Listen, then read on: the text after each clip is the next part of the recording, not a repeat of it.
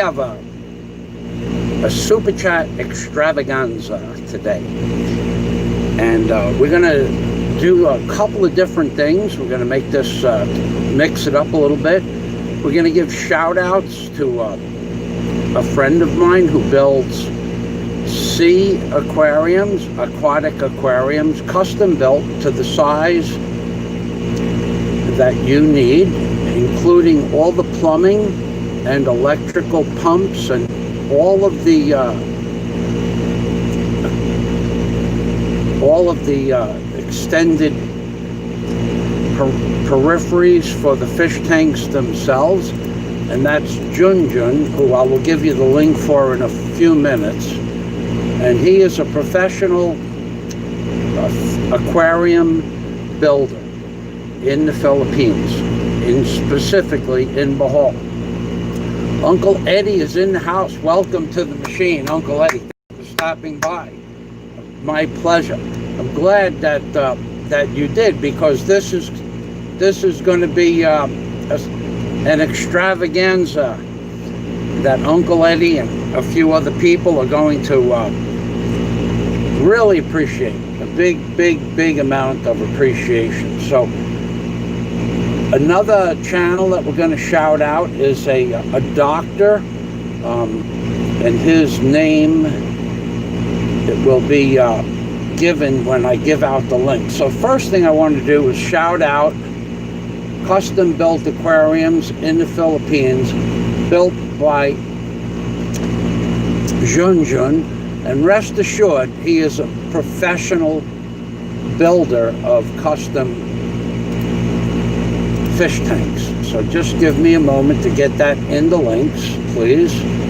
And let's see if we can get this up on my page here. Hoodwinked by an Angel. I just have to refresh this page and set it up, shut off the sound. It takes a few minutes to get all of this stuff together.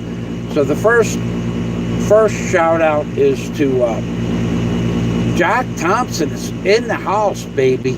Welcome to the machine, as is Warren H. A lot of these rules have to do with Jack Thompson and Warren H. and a few other people that I've come to grow close with over the years. We're going to have, there are 42 known rules. A Brit in the Philippines. Welcome to the machine, my friend Chris Wren, who has been kicking it when it comes to live streams. Some of those titles, Chris, are actually fantastic titles that you have on your show, especially like One More Day Till the Lockdown Ends. Now, we both don't have the time to watch the entire live stream from each other, but I did get a good portion of one of your shows late last night while I was falling asleep. And Chris Wren, a Brit in the Philippines, is doing live streams on topic matter having to do a lot with the lockdown. So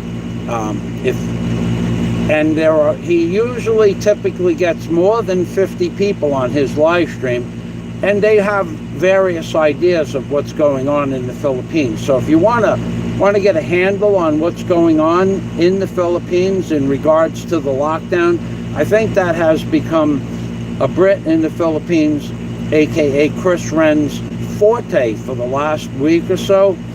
And he's got some interesting people on his show that talk about the different lockdown situations in the Philippines and how each person is working around them if possible, or working with those rules. So, and I feel honored that Chris stops by.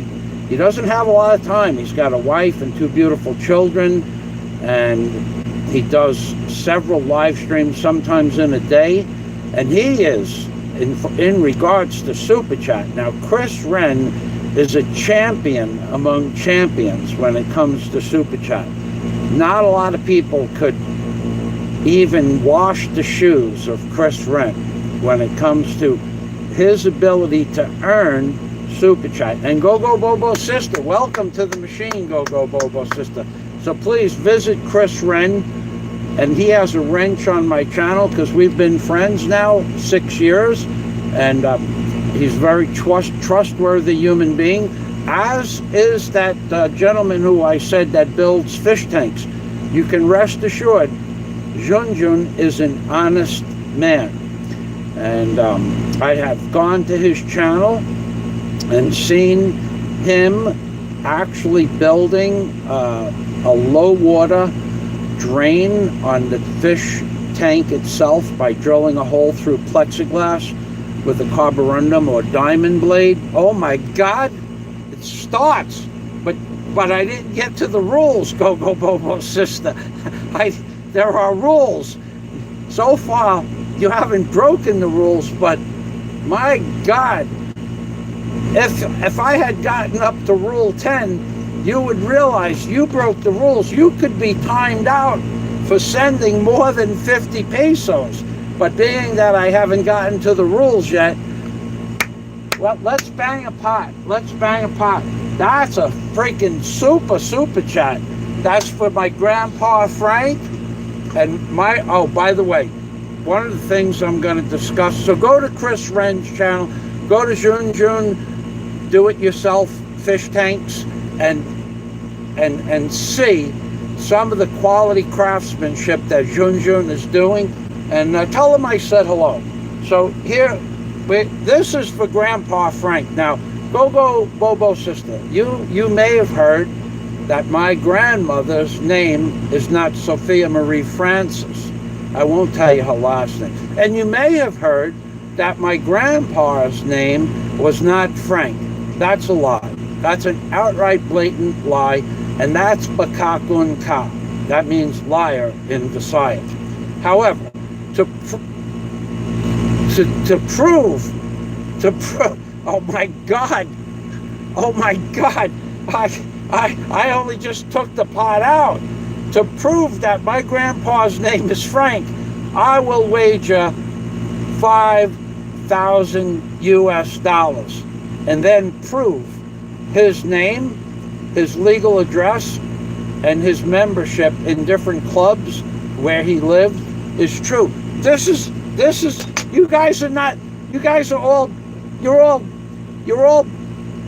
bypassing the rules. There are rules. The rules were going to be maximum 50 peso donations to my grandpa Frank and my grandmother Sophia Marie Francis.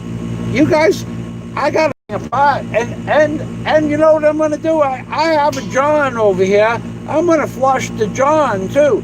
So let's do a thank you, thank you, thank you very much. My screen has lit. My screen is smoking, baby. My screen would be smoking. Salamat. Jack Thompson, you are breaking every rule. Multiple super chats of more than 50 pesos. You could be timed out for sending too much super chat too fast, but I didn't get to the rules. So far, you haven't broken any of the mandatory 42 rules. And the rules are mandatory at your discretion, but, thank you. Oh my God. Oh my God, another super chat. We have blues and we have greens, we have orange, we have reds. Let's see what we got here. I got to turn this bad boy around. Flashing colors from the stones on my screen. I see red, I see orange, I see blue, I see green, I see Jack Thompson, I see Warren H. and Chris Wren too, and Go Bobo's sister slamming the super chat onto the window. Wait till you guys get to the rules. You're going to be reduced to 50 pesos maximum, or the possibility that you will be timed out. Welcome to the machine. Big Kevin, thank you for your time. This is a special super chat show to my grandma, Sophia Marie Francis, and my grandpa, Frank, and I'm going to talk about some of the great, absolutely fantastic memories that I have. Oh my God, Thomas Grube, he is breaking one of the rules between 1 and 10, maximum two, but the rules are discretionary, and being that I haven't read the rules yet, no one has broken the rules, so I can't time anybody out for sending more than the maximum allowed 50 and Jack Thompson and God made one of the rules, and I'll be discussing that in a moment.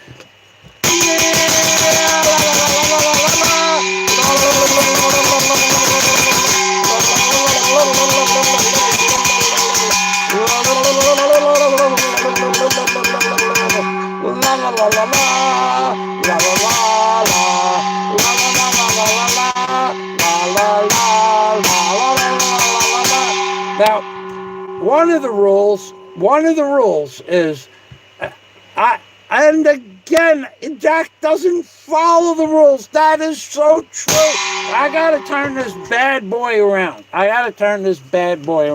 Look at this bad boy. These are bad boys, ladies and gentlemen. Look what they did. Looky. Look at this. Go-Go Bobo sister with a 1999 US. Jack Thompson, $4.99 US. Warren, oh my God, with a $20. Now let's read. Happy birthday, Frank from Go-Go Bobo's sister. Jack Thompson says, happy birthday to Grandpa and Grandma. And there is a $5,000 wager stating that my grandpa's name is Frank. I don't necessarily believe anybody would have what it takes to take that wager, but that wager's on the table. Stop! I didn't get to the rules yet. Warren says, for Grandpa Frank and Grandma Francis. Well, actually, oh my God. And a Brit in the Philippines sharing some of his life with us. Thanks for being you, baby. And there is love here. I got to tell you, a Brit in the Philippines, to take some time away from his lifestyle and to come here is an honor. Blue Rose says, wow, I came into a rainbow. Flashing colors on the screen. I see Big Kevin. Big Kevin, I tried to comment on your live stream last night, and your screen kept splitting in half and going black. It was the one where you had the coffee cup, the GoPro coffee cup. Something was wrong with your live stream. So look at this. Gobo Bobo sister saying hello to Warren. A Brit in the Philippines are making you blush. Actually, a Brit in the Philippines, a very mellow man. He takes life as it comes and enjoys his time here in the Philippines. He just built a beautiful house for his wife and children. They just got finished renovating a place in Naga City. So those of you who are interested in Naga City, Naga, Naga City, please go to a Brit in the Philippines channel. The famous sister is in the house, says Jack Thompson. I'm going backwards here. Just subscribed to, you just subscribed to Jon's Aquariums. This guy is a professional with tools, Jack. When you go to his channel, you're going to see he actually knows how to put PVC together and actually knows how to start a hole in plexiglass with a diamond blade or a carborundum blade. He's actually a craftsman, so you're going to enjoy his channel. I assure you, and anybody that is looking to build an aquarium, Junjun, I'm giving you my word, he's an honest man in the Philippines. Take my word for that, because my word is my bond. Jack Thompson with a $4.99 says his middle name is Frank. His middle name is Frank. Wow. He did tell me that last week, but now that it's on the screen, it's it's etched into the histories of YouTube. Warren H. with a stupid chat of $2. Thank you, Warren H. And $20 prior to that. Thomas Grube, happy birthday, Frank. Oh, God, everybody loves Grandpa Frank, and you don't even know some of the wonderful things Grandpa Frank did for me. One thing that I'm going to tell you about Grandpa Frank, it's in the notes, is Grandpa Frank taught me how to swim by teaching me the doggy paddle, and then after he knew I know how to do it by holding me up for a certain amount of time in the pool that he built himself, an in-ground pool. He said, son, he used to call me son, do you think it's time for you to learn how to swim? And I said, no, Grandpa, I'm afraid. And he said, well, son, today's the day. And he picked me up and threw me into the middle of a 16 by 32 foot in-ground pool.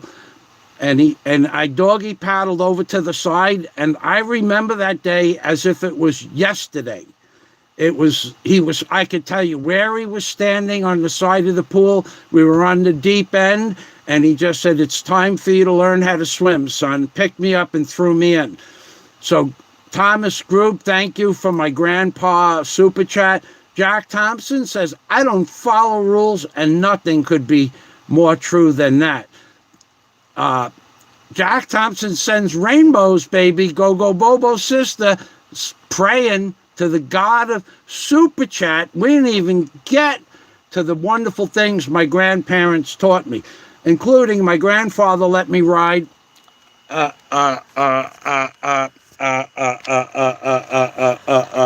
my grandfather in 1960 owned a ride-on lawnmower, and it was like an orangey red. And I will never forget riding that lawnmower. And in the winter, it had a snowblower on it. And every year, I spent 1 month of the summer with my grandparents because they lived far away. And sometimes Easter week and sometimes Christmas week. So I actually got to know my mother's parents better than my father's parents. They died when I was quite young.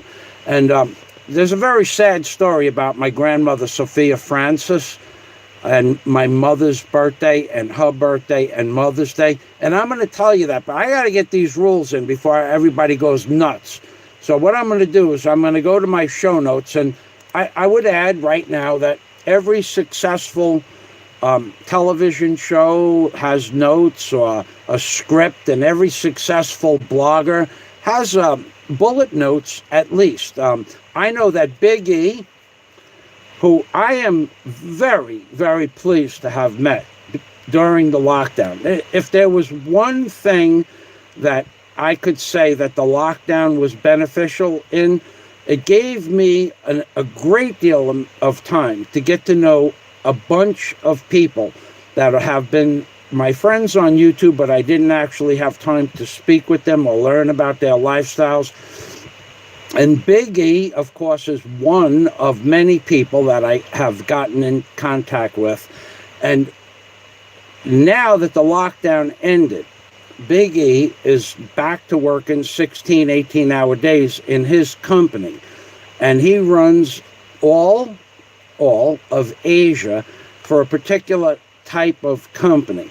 And a few weeks ago, before the lockdown started to ease up, Big E and I could talk on the phone sometimes for an hour or 2 hours. So now that's not possible. So I am grateful for the lockdown that I got to know Big E and several other people, have conversations. Last week, Warren and another friend of ours and myself had a 45-minute conversation. I've been talking with Blue Rose and a few other people on Skype, John Escape, people that they normally don't have the time. Like John Escape is an expert in horses. So he explained to me yesterday that he's going to try to stop by today, but he's headed to Belmont Racetrack with his horses. I mean, his family literally owns and sells and whatever they do with horses. His family has been in the horse business his entire life. So before I go further, I have heard stories that I, Michael Fazio, am a narcissist. I've heard stories about that. I've heard stories that I'm a malignant narcissist as well. I've also heard stories that I'm a sociopath, and I've heard stories that I'm a psychopath. So what I'm going to do is I'm going to give you people 2 videos in the links, and I want you people to watch these videos to make a determination whether or not you believe that I fit in enough categories or have enough characteristics to classify me as either a narcissist, a malignant narcissist, a sociopath, or a psychopath. So I want you people to watch these videos, and I'm serious about this, and I'm going to provide the links right now. These are 2 videos by Dr. Grande as in great, okay? And this first one is titled 10 Ways Narcissists Are Frustrating. And at the 4-minute and 45-minute mark, a very strange choice a narcissist must make. So I'm going to go back up. Jack Thompson. Oh, God, he does it again. Hold on. Let me get this link, and then I'm going to do the rules, because you guys don't know that you're breaking the rules. And, of course, rules are discretionary, but you guys, Go Bobo sister, my God, you started off on the wrong foot with me, because I didn't get a chance to make the rules. You made me look foolish because I didn't get to the rules, and you busted every rule. Every rule. You busted rule number 3 and rule number 14 and rule number 7, I think. You super chatted without me saying, send me 50 pesos.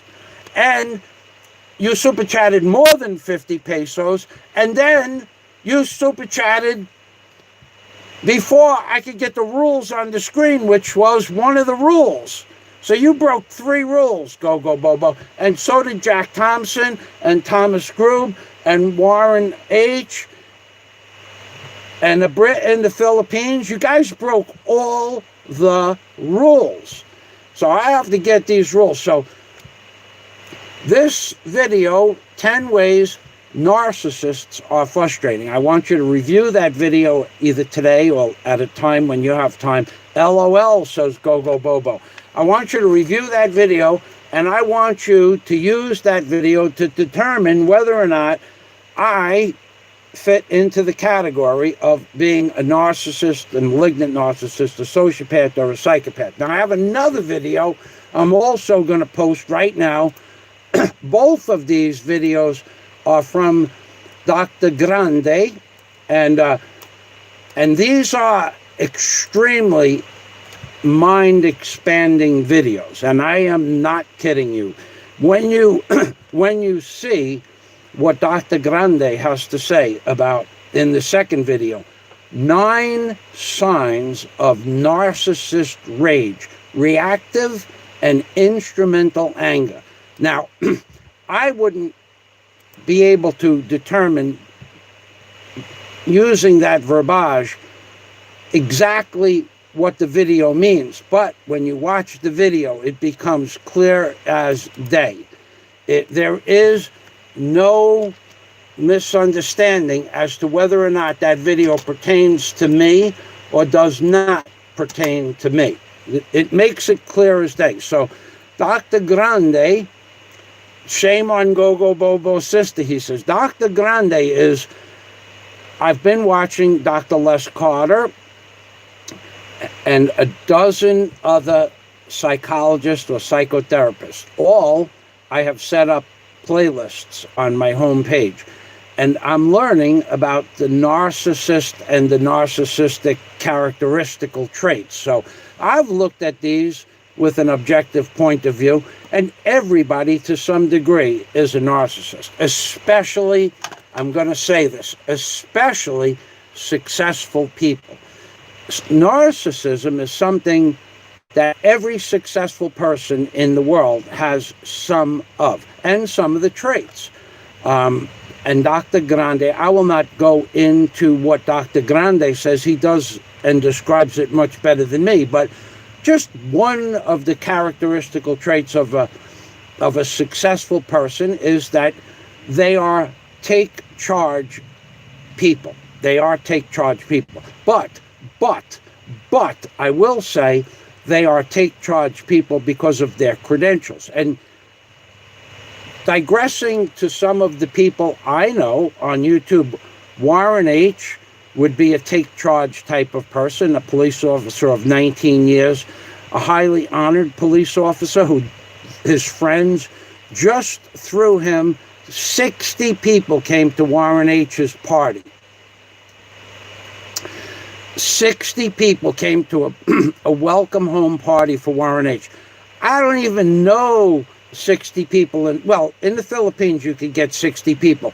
I could probably get more than 60 people here without much problem. But in America, it would be hard to put 60 people together because of time schedules. Not because I didn't have 60 friends, but because of time schedules. But 60 people put a party together for Warren. So he is a successful person in his job description as a police officer and in friendships. So he is one person who has some narcissistic characteristics, but because of his credentials.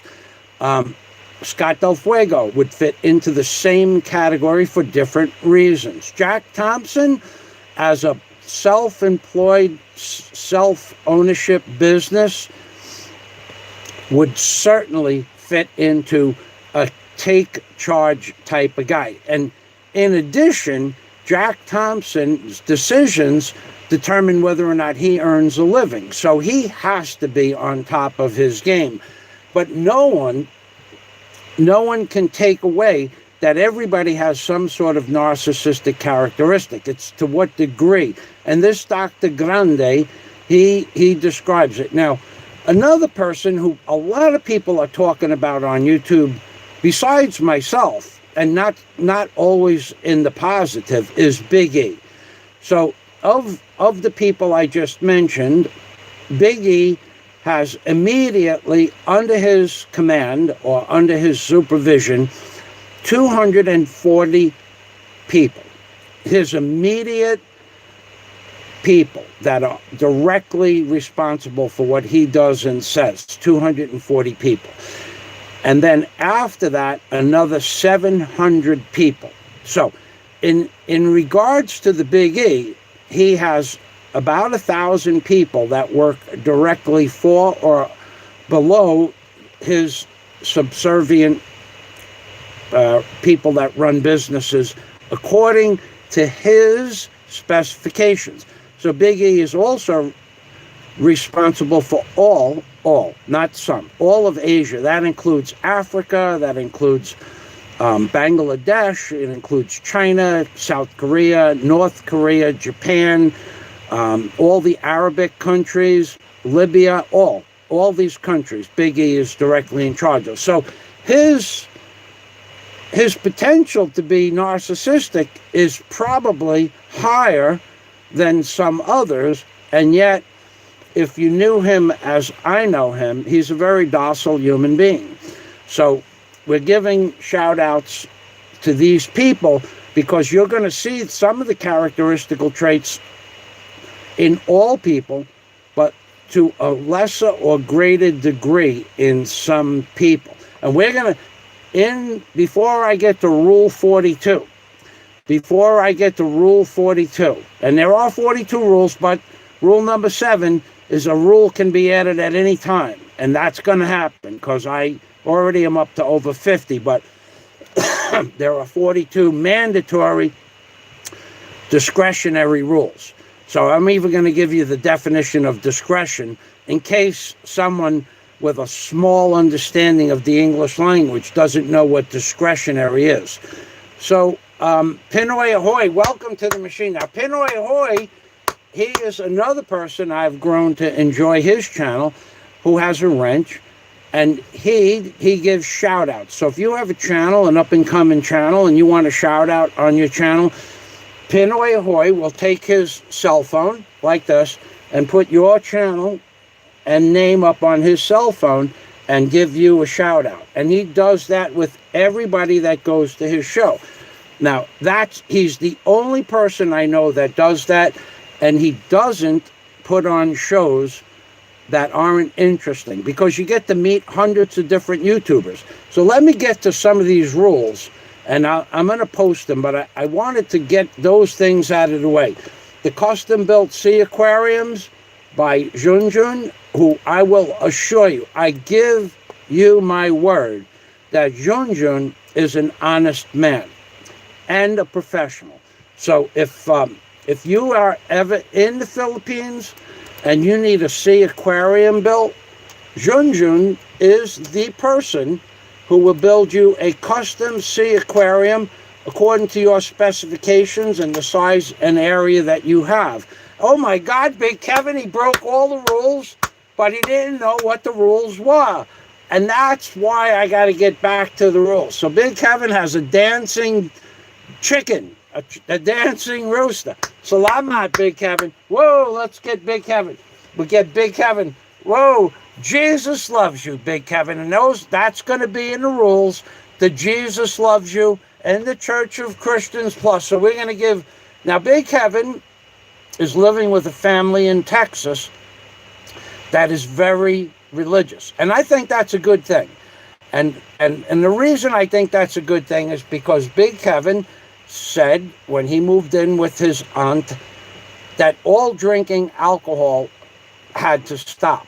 And I don't even know if Big Kevin ever drank, so I don't think that was an issue. I don't believe Big Kevin ever drank. But living under those rules is probably a good thing. It gives Big Kevin a different perspective on life. So Big Kevin, baby.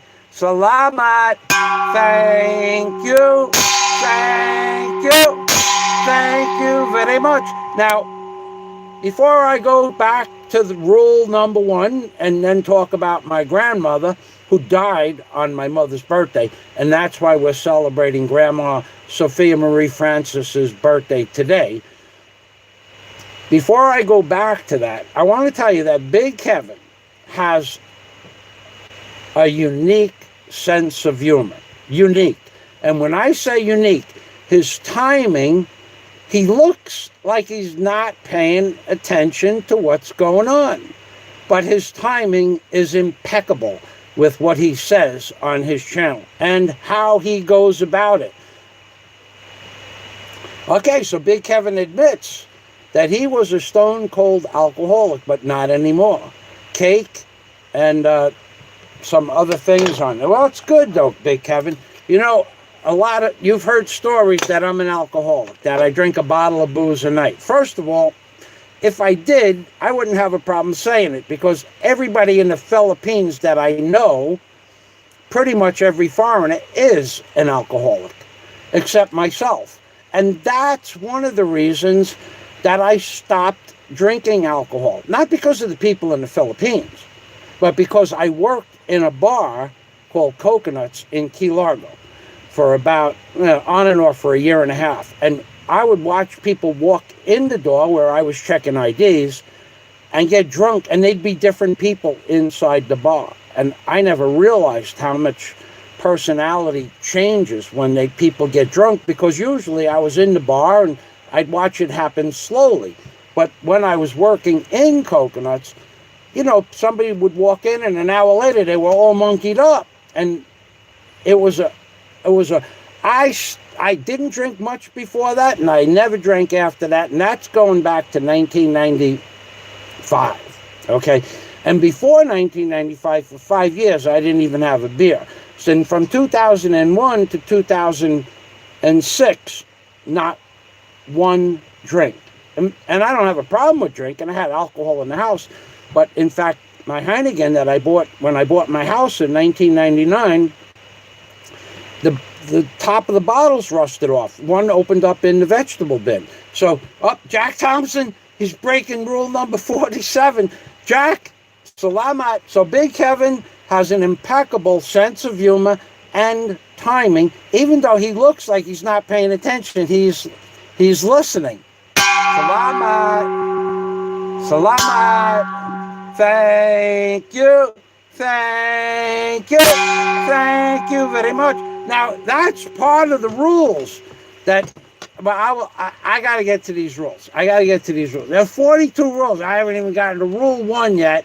And we are already at, everybody has broken every rule up until now, and there's going to be forgiveness. So the name of the show was Super Chat On Demand. It was going to be Grandma Sophia Marie Francis and Grandpa Frank birthday success story, but it's not that, okay? Because it's too many words to fit onto my iPad. So this show, let me give you a definition of this show. This show is satire and it's comedy, and a possible venue to teach people the rules of earning Super Chat on YouTube. And that no one on YouTube, and I'm going to repeat this, I'm going to take my glasses off, I'm going to look at you people, and you can look at me. I'm going to repeat this a few times.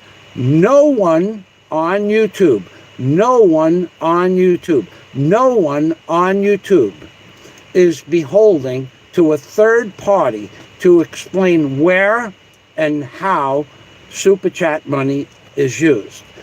And I'm going to put a disclaimer on that all the money that I have received in the last few months is going towards an Asus Pro Duo computer. However, I'll get involved with that monstrosity in a moment. So that's, let's see if I can get this in. I don't think I think this is more than 200 No, it's possible to get this in. It's 192 characters. A Brit in the Philippines is back with comments. Let's see what Brit says. Brit is saying, celebrate, baby, celebrate. Celebration.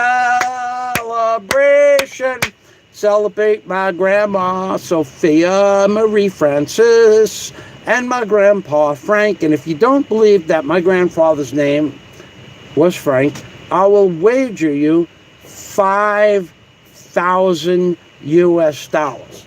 Just somebody with enough nerve, enough gumption, and $5,000. If you're ready to lose that or more, we'll go all the way to the bank. We have a storm outside like you wouldn't believe.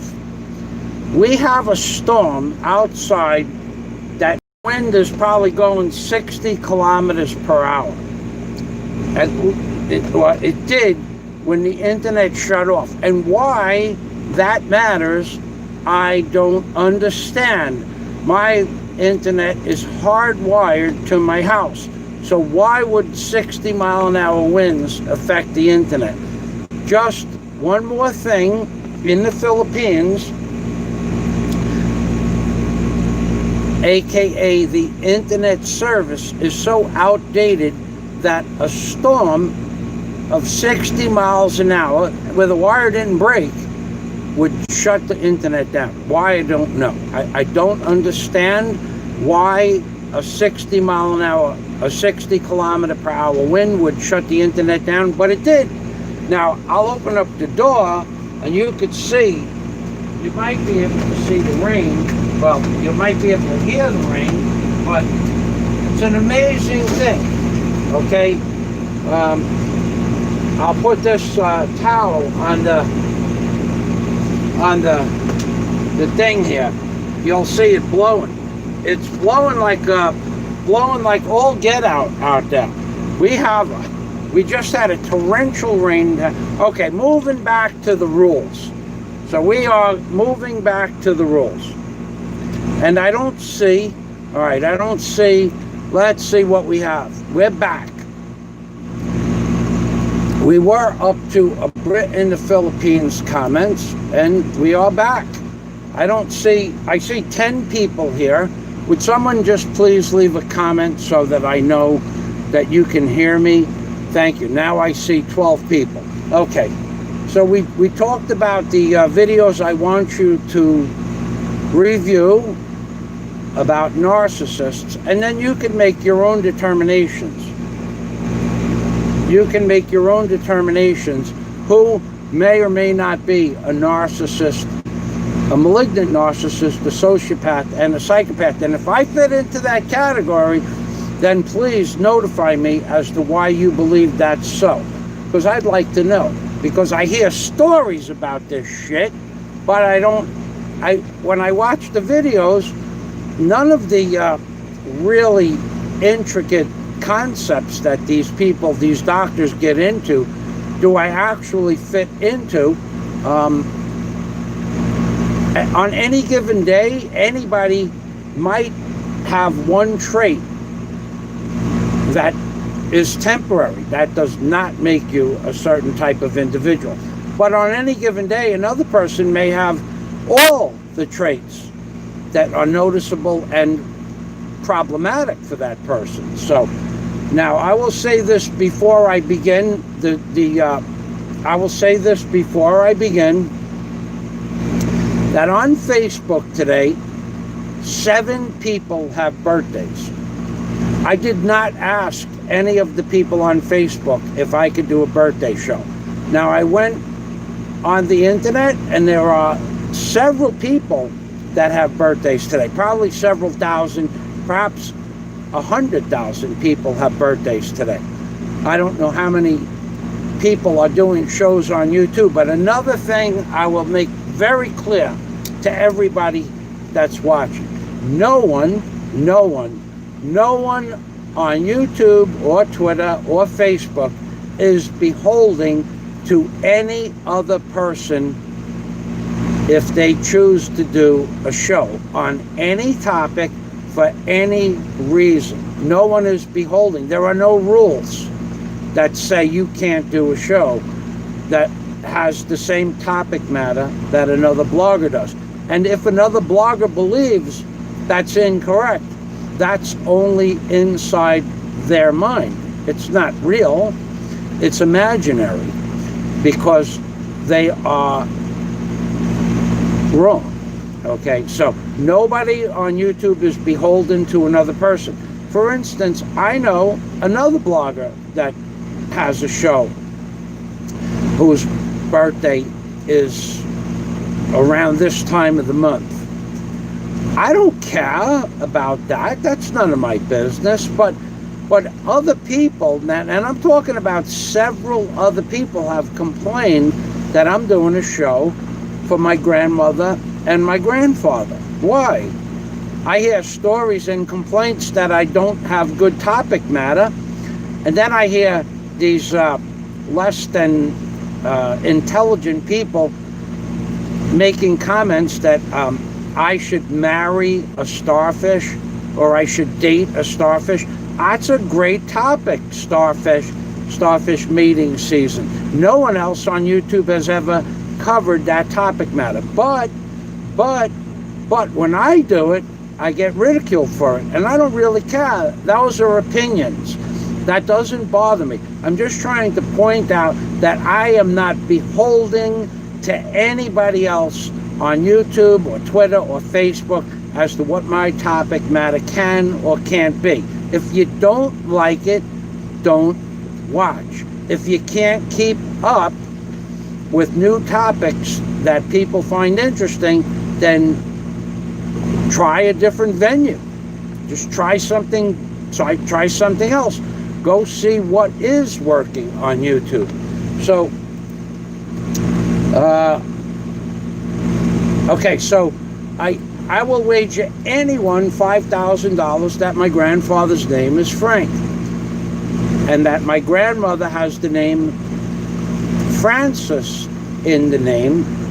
I'm probably at 99% sure about that, and there's a reason for that, but I wouldn't wager the $5,000 on that. But Grandpa, his name, yeah, oh boy, Big Thunder, his name was Frank. So I'm going to tell you why I'm holding Grandma Sophia Marie Francis' birthday on today. I'll say it again. I said it in the beginning of the live stream. Okay, Mother's Day, which happens on Sunday in May, second Sunday usually of May. On that year that my grandmother, Sophia Marie Francis, died, was my mother's birthday. And my grandmother's birthday is in May. Well, my mother woke up to a phone call that her mother died. And we never celebrated another birthday for my mother or my grandmother on that day. And that's why I'm not sure of my grandmother's birthday. That's a true story. And so we always chose a different day to celebrate my mother's birthday and kind of my grandmother's birthday at the same time. So today's the day I chose this year. So let's go to my primer of my 42 rules. 17 people are watching, but I don't understand. I'm going to refresh the page to see if I can see any new comments. So I'm going to go to the preface for the rules. I'm going to refresh the page to see if I can see there we go. Comments. So, okay, let's see what we got. Oh, yeah, baby. Oh, yeah, baby. I see them now. I'll seize them now. Oh, my God, Jack. Okay, so we are a Brit in the Philippines. He sent me some love. He sent me some drinks. He sent me some cake. All right, baby. Thank you, Chris. Did the internet? We have a storm outside, Warren. An end-all, be-all storm outside. Yeah, it died. I had to refresh my computer and the modem, and now it seems to be working. Vincent Michaels, thank you very much, Vincent.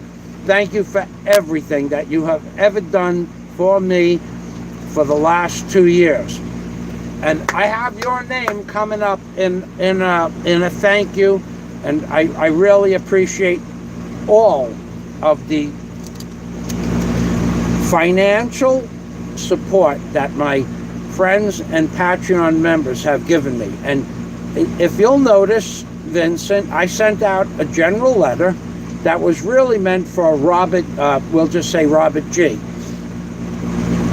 4 days ago, asking all the members. It was a general letter sent out to all the members of Patreon, of which Vincent Michaels is a member, asking them if they would like a phone call or a Skype call face-to-face with me.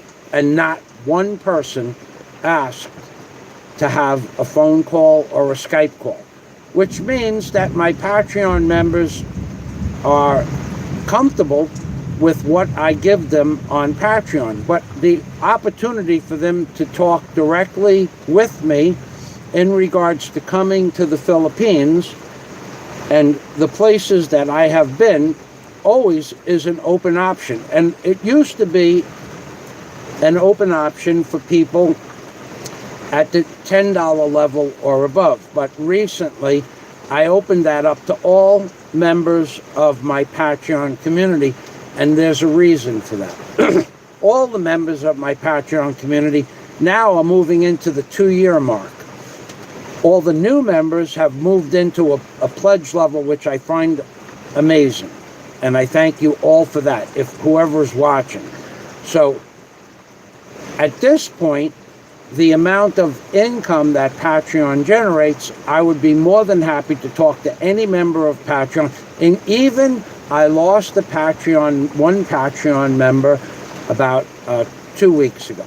And I sent that Patreon member, Mr. Willis, I sent him a letter, personal letter, that if ever Mr. Willis comes to the Philippines, because that was his intention, whether he becomes a member of my Patreon community or not, Mr. Willis has me on, or send me a mail in Patreon, and I will get back to you immediately. And any place I have been, I will give you all the information.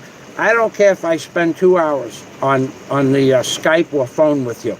I can call the U.S., I can call Australia, or I can call a Skype address. So feel free. So an alien on a chariot of the gods. Michael Fazio drops into the channel mid-sentence.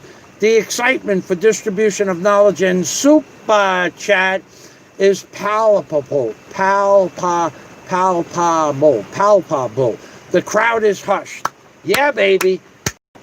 The wordsmith is in the house. Palpable. That's a new word, baby. I'll have to look that up. Blue Rose says, I am a man of my word. Thank you, Blue Rose. So Jack Thompson, we are back. Here you find, baby. Scott Del Fuego. I may be leaving. This is a remote follow, as the animals seem to be enjoying their respite from the confines of the zoo. All right, so Scott is talking about the riots in Chicago. So I may be leaving. This is a remote follow, as the animals seem to be enjoying their respite from the confines of the zoo. Michael is a Facebook anarchist, blogging without rules on birthday hierarchy. Now, I have no rules that I follow. I follow my conscience, okay? And that's the truth, okay? That's the absolute truth. I don't care what people think. I never cared what people think, and I'm never going to care what people think.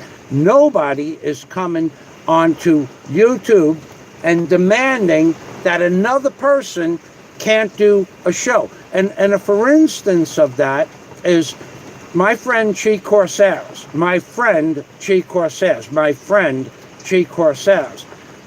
People are demanding that she shouldn't do karaoke singing. And yet, the universe, God, Buddha, and Jesus need Chi Corsairs, because Chi Corsairs, like Yoko Ono, screeches out some of the most horrific sounds from her beautiful mouth that anybody has ever heard. I mean, this girl, she makes Yoko Ono sound like a heavenly choir.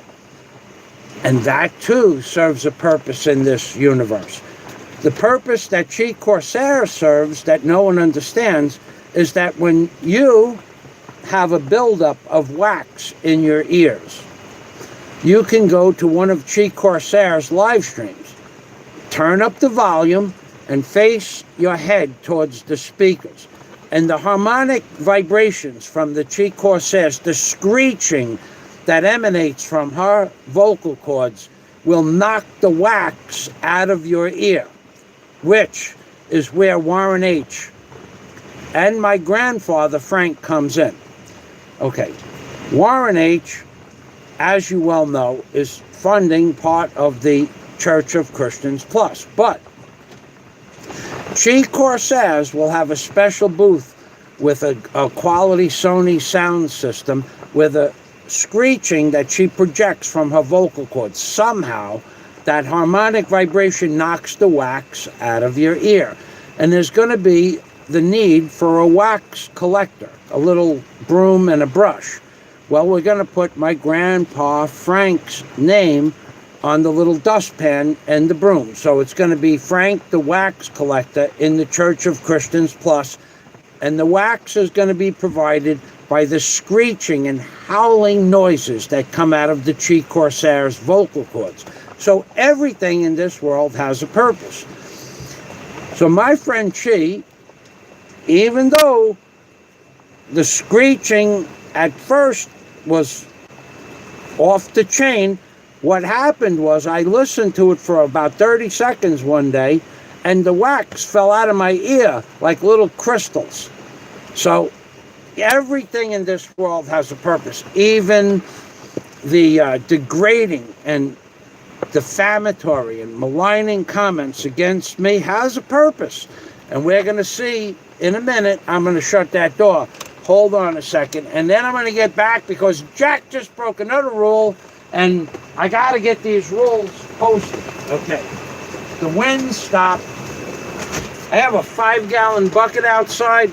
I have a 5-gallon bucket outside that is actually half full. And it's not even under a spout. And last night at 9 o'clock at night, we had water for the first time in 7 days. Even though, I'm going to tell you about living in the Philippines. I lived on barges, tugboats, I camped out. I lived on my barge, sometimes for months at a time when I brought it from Michigan to New York, and then from New York to Florida, and then from Florida to Cat Island in the Bahamas. So I lived on my barge for 3 months and 2 days from Michigan to New York, 3 months and 2 days from New York to Florida, and then 6 more days to get to Cat Island. So that's, well, let's just say 70 days I lived on my barge. No running water. Hot water was from putting water on the engine. So, and I lived on my barge when I did big jobs out of Queens. So I'm used to not having water, and so is everybody around here. But I got to tell you, 7 days of no running water and no answer on the phone from any water department in Bohol. No municipality answered the phone, and no water department. None. Zero. I called up on redial 300 times the water department from last Friday until yesterday. And then last night we got water. Now, I don't know if they're going to answer today or not, but 300, maybe more, I pushed redial. Living in the Philippines is completely different than living in America. Now, all I did was follow the bouncing ball, so to speak, and I went down to the Doggett and took a bath. I took a bucket of water and some soap and a wash rag and went down to the Doggett with the Filipinos. And actually, it was quite enjoyable because everybody got to say hello to everybody else in the neighborhood. So in that respect, the same way I got to know some of my YouTube subscribers and Patreon members and long-term friends, again, with the time we have for the conversations, then I just got time to spend with some of the neighbors. Now, I enjoyed that. I actually, the not having water when you go to get water, what we did was these are 5-gallon jugs. So you'd go to the Doggett with your rag and your soap and water, and then these 5-gallon jugs are 20 pesos or 40 cents. And you take a pot, you take the cabo, it's a little plastic scooper, and you can use the mineral water for 20 pesos. You can get 2 rinses with a 5-gallon jug easily. So once you wash and do your hair and you shave at the Doggett, you shave in the ocean, everything, then you can get 2 rinse-offs with the 5 gallons of fresh water, and you're good to go until the next day. So it cost about 10 pesos a day for rinse water, unless you took 2. And when I'm working, sometimes I will take 2 different baths in one day. So living in the Philippines is completely different than living in America. So the fact that they don't answer the phone, the fact that they close Globe on Saturday and Sunday, and you can't pay a Globe bill on a Saturday or Sunday, I find amazing.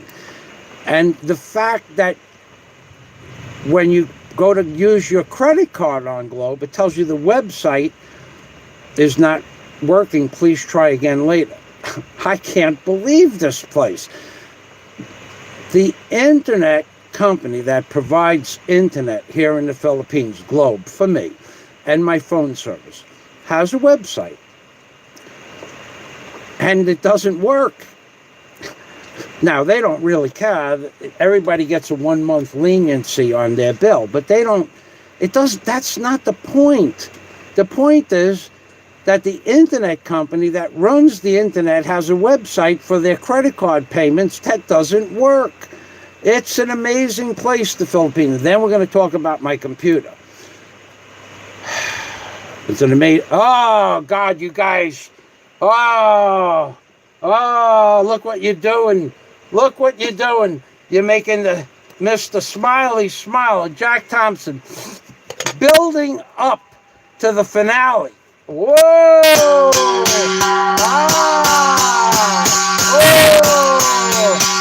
Well, if there's gonna be a finale, I might have to take off the fedora for the finale and put the pot on my head and bang the pot. But not yet. I didn't even get to rule 1 yet. Let me get up to rule 42, please, Pollyoke, because 42, according to the Hitchhiker's Guide to the Galaxy, is the answer to all known questions. And by the time I get to rule 42, in about 5 hours from now, so take your time. I don't want that credit card to go to waste. Take your time. We should be super chatting in 50 peso increments. Blue, baby, blue. And so then, and only then, should we have the grand finale where the pot will slip right over the top of the head, baby, and I will bang the pot. I will bang the pot at the grand finale. Salamat! And remember, Jesus loves money. And remember the 3 rules. Remember, whoa, I forgot. We have a special thing. Just give me 5 seconds. I have an auction today. I have an auction that I'm going to auction off one of the pieces of my furniture here. I'm going to auction this off. Okay? This is no joke. I've had this piece of furniture for about going on 3 years now. All right? I've had this piece of furniture for 3 years. I'll show you how it works, and then I'll talk about the auction that I'm going to have at the end. So we could do the grand finale, the auction, and stupid chat, and the pot banging on the head. I might even flush the toilet. I might even give it a good flush. But let me show you how the furniture works. I'm only selling this part of the furniture, this piece right here. Okay, so this piece of furniture that has been a part of my counter for almost 3 years now. This goes underneath the chopping board like this. Because on one side of the house, there are tree roots. And the weight of the house pushed down into the dirt. Even though I have a sill plate, I have a 3x12 sill plate on the bottom. It pushed down, and the house actually settled. So the counter, this chopping board on the counter is down like that. So I have to use this block of wood right here to make the chopping board level when I cut. But with all the rain that we've been having, the house settled like another ½ an inch. And now I need a bigger block of wood. So this block of wood, which has a history of 3 years on my counter, everybody that has ever chopped vegetables on my counter has used this block of wood. It has a history. There's a lot of love here, but it's not. I need a bigger block of wood is what I need. So I'm going to auction this block of wood off. I'm going to keep the chopping block, but I'm going to auction this block of wood off. Probably start the auction at 50 pesos, and we'll go from there. So somebody remind me that this block of wood needs a new home, and it's a 1 5/8 inch piece of wood by 1 5/8 square. It's coconut lumber, and it's seasoned now with the oil the oil from the counter and the soap and stuff like that. It's a seasoned piece of wood. This piece of wood is basically bug proof because of the soap and the oils from the counter. Don't underestimate the value of this piece of wood. If you have a counter in your house that's not level, say 1 5/8 of an inch like mine was, and you have this block of wood, it will level out your cutting board. Now, my cutting board was down like that, but with the block of wood, it's perfectly level, but not anymore. I need another 1/2 inch or 3/4 of an inch. That's for the counter. The house itself, you could go, if you had roller skates, you could build up quite the speed. So, yeah, this rainy season has been horrific. I don't know why. I'm not real sure why, but maybe the roots are just collapsing down onto themselves. I'm not sure. I'll have to dig that out one day. I got the excavator coming back. So listen, so Jack Thompson building up to the finale. Salamat. Thank you. Thank you. Thank you very much, Jack Thompson. Salamat. And then we have the wordsmith, and he's wordsmithing. Happy birthday, Frank. Period. Fazio. So, salamat. Thank you very much to the wordsmith. And at any time, the wordsmith might have to leave to take care of something. So he already explained that. Nice chunk of wood, says Warren. Warren, I tell you what, if you want this piece of wood, I will take this piece of wood off the chopping block, and when you come here, I will save this piece of wood for the Warren H. Pavilion. If I will do that for you. Considering the $2,500 that you donated to the computer, and all the other multiple donations, some as high as $500, towards my personal expenses. This block of wood, you know what? I might not sell this block of wood, but Warren likes it. I might just save this block of wood for Warren. For the more than $3,000 that Warren has sent, I could hold on to this and give this to you personally when you get here, Warren. Warren is coming to the Philippines to pick out furniture and color schemes for the tile for the second floor. And that should happen within the next few months. So, yeah, that's what I'm going to save this block of wood for $3,000. And when I say it's the least I could do, it is the absolute least I could do. This piece of wood is now worth $3,000. Okay, I will estimate it at $3,000 US. And if anybody wants this block of wood, I tell you what, I think Warren, if somebody offers me $5,000 US for this block of wood, I'll ask Warren if I can let it go for $5,000 US. It's worth it. It's worth it. Already, this block of wood has $3,000 invested into it from Warren H. So it's a deal. Such a deal, Ethel would say to Cy. Such a deal. All right, so not Warren. Look at this. Scott is with the psychic appearance here.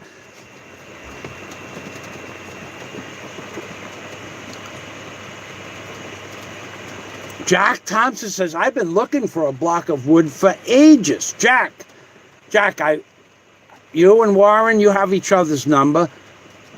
You could talk to Warren about this, but right now, I'm going to earmark this. I'm going to earmark this Warren H. right now.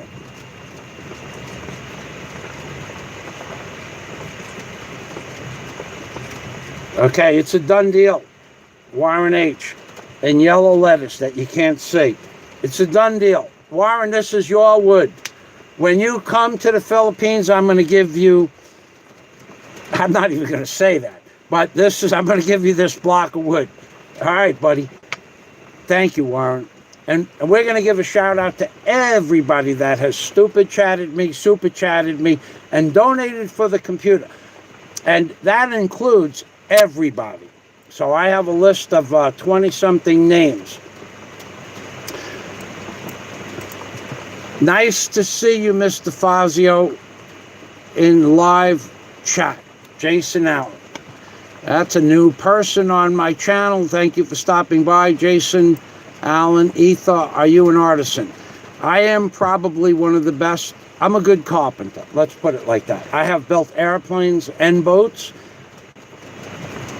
6 different airplanes. I have worked on wood, dope, and fabric, and I built a 21-foot cabin cruiser from scratch with a cuddy cabin and an AQ130 Volvo engine, 6-cylinder in 4-cylinder AQ130 with a Volvo 270T stern drive in it. So I guess I might be an artisan, and I have 11 federal and state licenses, to answer your question.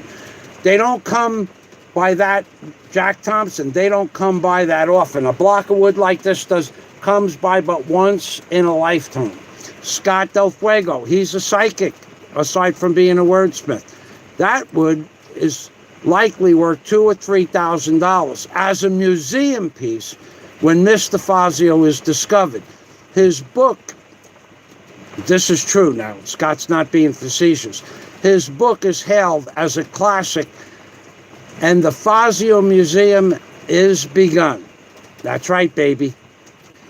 My book will go down in history as one of the greatest books in all of history.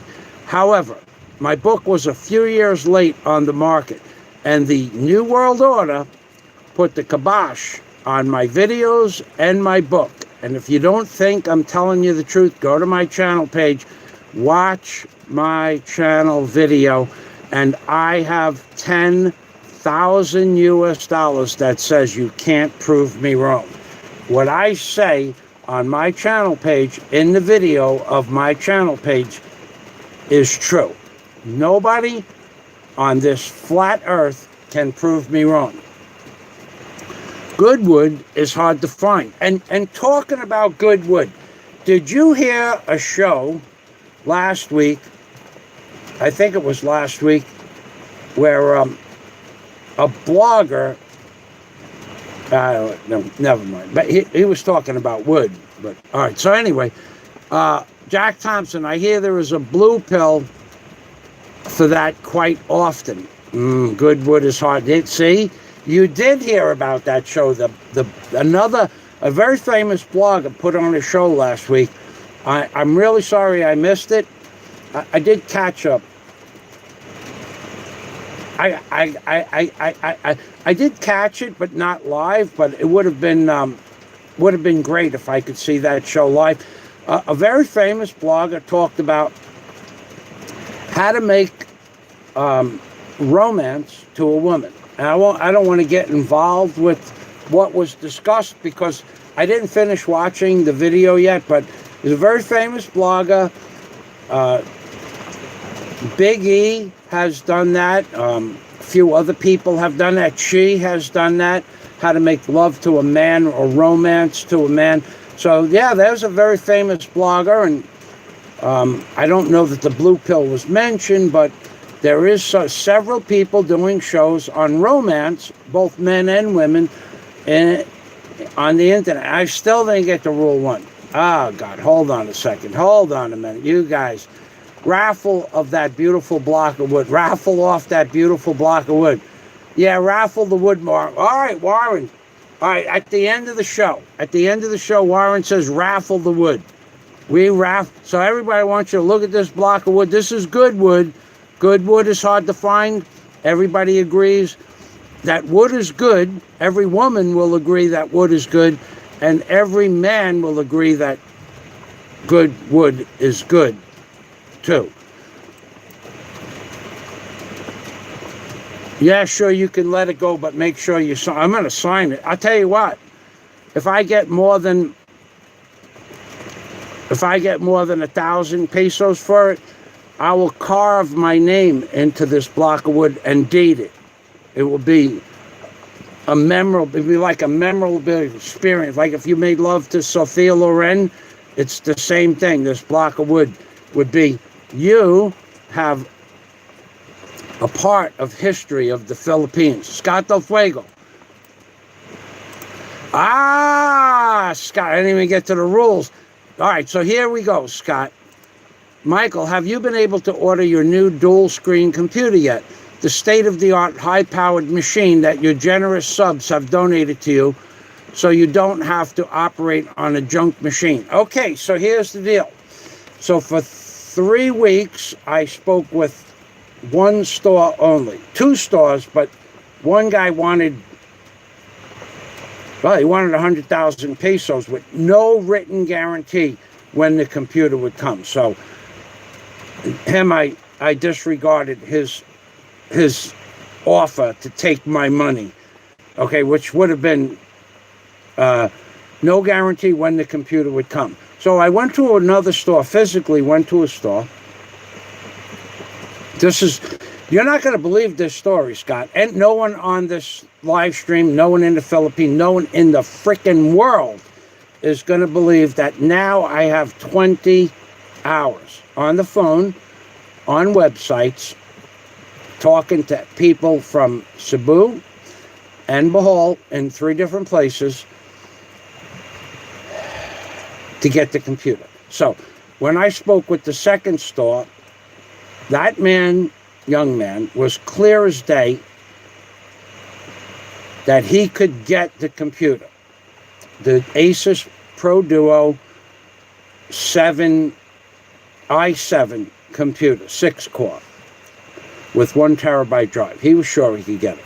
But I said to him, I'd like to give you a deposit. Order it from me. After I spoke with that man, I bet you I spoke with him about the specs and the computer and whether or not he could get it. And on the phone, we have 2 hours plus, him and I only. And he explained to me that he could get it, but he couldn't take a deposit because they can't ship it from Manila until the lockdown ends. Okay, fair enough. So I went to another store in Bohol that said, advertised on the internet, they have it in stock. So I called up Martin, Martin. I won't give you the first man's name. Martin just works in a warehouse. And I called up Martin. I said, do you have that? He said, yes. In stock. Yes, sir. So I should come in tomorrow and leave a deposit? Yes, sir. So I go to the city last week to give them the deposit. And when I get there, a very nice lady, we'll just call her L. Okay, L says, sir, we have that computer in Manila. This is a joke. And we have that computer in Manila. We can order it for you, sir. So I says, okay, I want to give you a deposit. No, sir. No deposits until we can order it. Then it's 100,000 peso deposit. Okay. When can you order it? After the lockdown. So I went into the store again. Today is what, Sunday? I think it was Thursday. Late Thursday afternoon. And I go there and I ask Fel, and I says, look, I want to give you the deposit. Yes, sir. Let me make sure we have that computer. But they don't have that computer. They had it, apparently, but then now they don't have it, apparently. But they never had it. She just said they had it, so I would come in. And then she upgraded it to the i9, which I spoke with Blue Rose this morning, and I spoke with Warren. I don't need an i9. All I need is an i7. So the girl gets on the phone and then goes away. The people here, they just walk away when they don't say excuse me or anything. She gets on the phone and walks away. She comes back about 15 minutes later. She could have said, I'll be back. Come back in 15 minutes. But no, they'll make you wait in the store. And she said, sir, the i7 is not available anymore. Only the i9, which is way, way too high up in price. I don't want to. I could, but I don't want that computer. I don't game. It's a gaming computer, and I don't play games. So now between phone calls to find it, where to get warranties.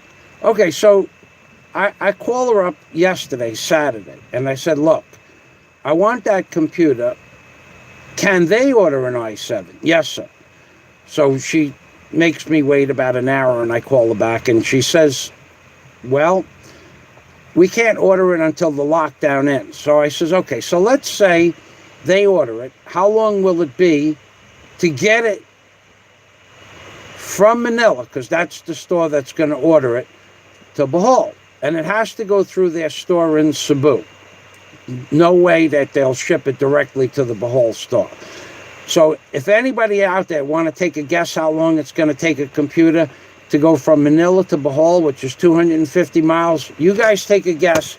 I'm going to read the comments, and then I'm going to try to get rule number 1 on the screen, because this is getting out of control, the amount of time that I have invested into the computer. And considering all the monies for the computer are now available, this is ridiculous. So I'll let you know, and I'm going to go right to the bottom of the... Oh, you guys are just breaking every rule. Scott Del Fuego says, I predict you broke the rules, Obet, the brown American expat. You did break the rules. Please don't block me. I can't block you because the rules have been broken, but without knowing what the rules are, you can't break a rule if you don't know what the rules are. This is not... I apologize that I haven't got the rules out there yet, and I thank you very much, Obet, the brown American expat. And I hear from a very famous blogger, you're going to do a show about your grandpa, Frank, whose birthday it is tomorrow, June 1st. So if you can tell us what time that's going to happen, Obet, Roberto, if you can tell us what time that show is going to go on, I would like everybody on my live stream to make note of the time of your show so that they can be there to help you, help us understand the psychology of the internet better, because you, Obet, have an understanding of psychology that goes far and above that of normal men. So thank you. So we're gonna bang the pot because he didn't know the rules, so he didn't break the rules, so he's within the boundaries. And remember, all the rules are discretionary, so even if you broke the rules, it's at your discretion to do so. Thank you, thank you, thank you very much, Obet, the brown American expat. Da da da da da da da da. Ah la la la la la la la la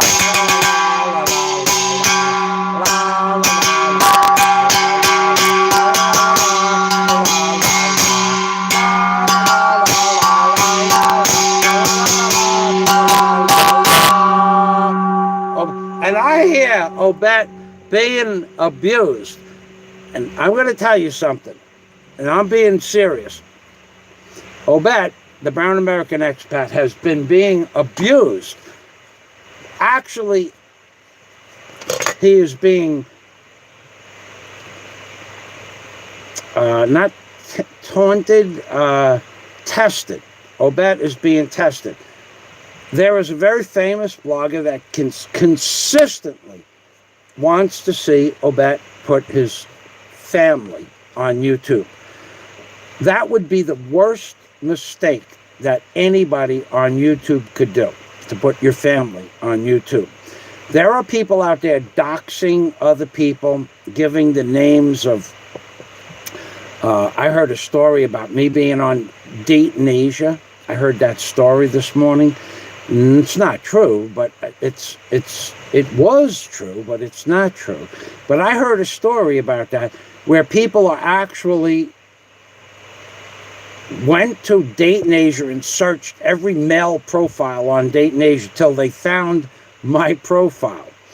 Okay, so these are sick, twisted little people that have not... I mean, to go onto a Date in Asia site and search for male bloggers, that would mean... If you were a man, you would have to put into the description, man looking for man, which is very possible. But you might also have to pay money. You know, it depends. So nobody should ever put their family on the internet, unless your family is part of your show. But nobody should ever put your family. So Obet is being taunted daily to put his wife and or his children on YouTube. And what would come from that? What would come from that? You would find just a bunch of sick, twisted trolls on YouTube saying evil and malicious stuff about your family. And remember, ladies and gentlemen, there is something else that you don't understand about the internet. I could be wrong, but I do believe that you can take a picture and Google a picture.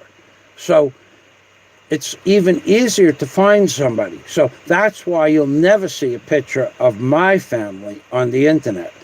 Now they can say what they want about me, and they're, you know, of course, to some degree that's allowable. But for Obet to be ridiculed that why doesn't he put his wife?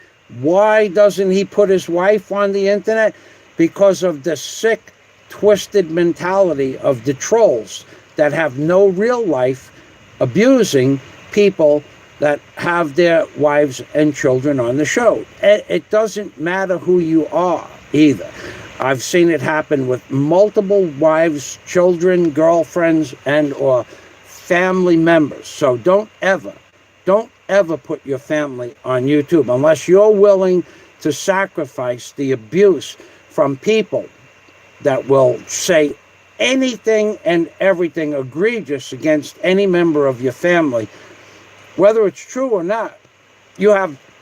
And they will go to such great extents to just do it in repetition to make people think that it's possibly true. So Obet knows better. Obet knows better than that. So don't ever put your family. Thank you, Obet. And if you want to put when your show is, or if someone can go to Obet's channel if he's not still here. Let's see, is he still here? No, I don't see him still here. If we can find out what time, that's Roberto, the Brown American expat. That's his channel.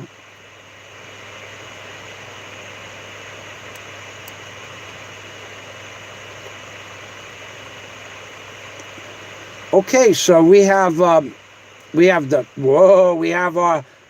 wrenches working hard the last few minutes. I just came back here. John escaped. He broke some of the rules too. Just too busy, Mike Be Well, and all hello. Thank you, John Escape. Salamat, John Escape. I told you, John is on his way to Belmont Racetrack to do some sort of training or setting up races for horses. Thank you, John. Salamat.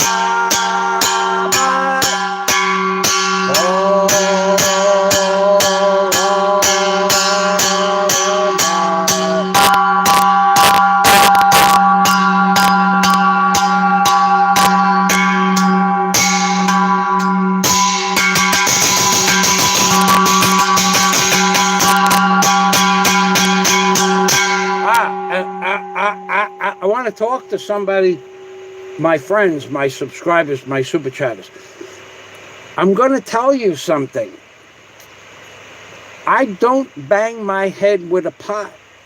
Even you have heard these stories. It's bakakun ka. I bang the pot. Or I put the pot on my head and bang the pot. But I don't bang my head with a pot. Can you imagine being so ignorant not to be able to discern the difference between banging the pot, putting the pot on your head, and banging the pot, or banging your head with a pot? Can you imagine how low the IQ would have to be to not be able to discern the difference between banging the pot, putting the pot on your head and banging the pot, and banging your head with a pot? That's two different and three different and one different thing. Completely different things. But some people have such a small understanding of the English language that not only do they not understand the English language, but they don't know how to disseminate the words in the English language, or even what the word disseminate means. So now we're back to John Escape. Salamat. So let's get back. I haven't even got rule 1 yet. You guys, this might have to be a 12-parter. So Blue Rose said, Michael Fazio is a man of his word. Going down for the third time, yeah.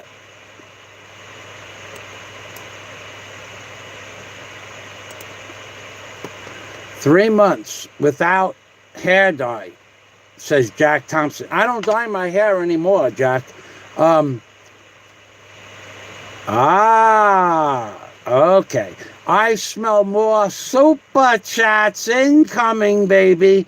Yeah, that's the way we like it. We have the potential to break.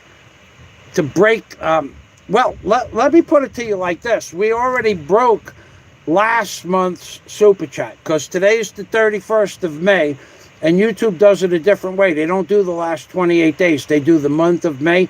We broke April super chat already by about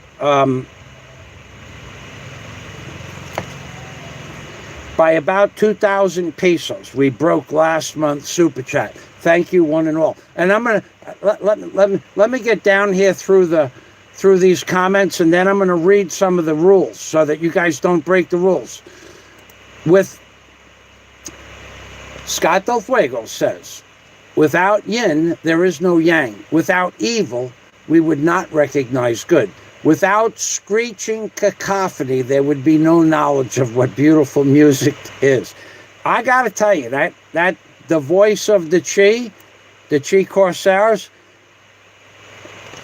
Okay, if you, I need my ears cleaned again, and they won't do it in Bahal. I don't know why. The doctor, anyway. I have wax in my ear a little bit where it's hard for me to hear. I'm a little bung-all. That's why I talk loud.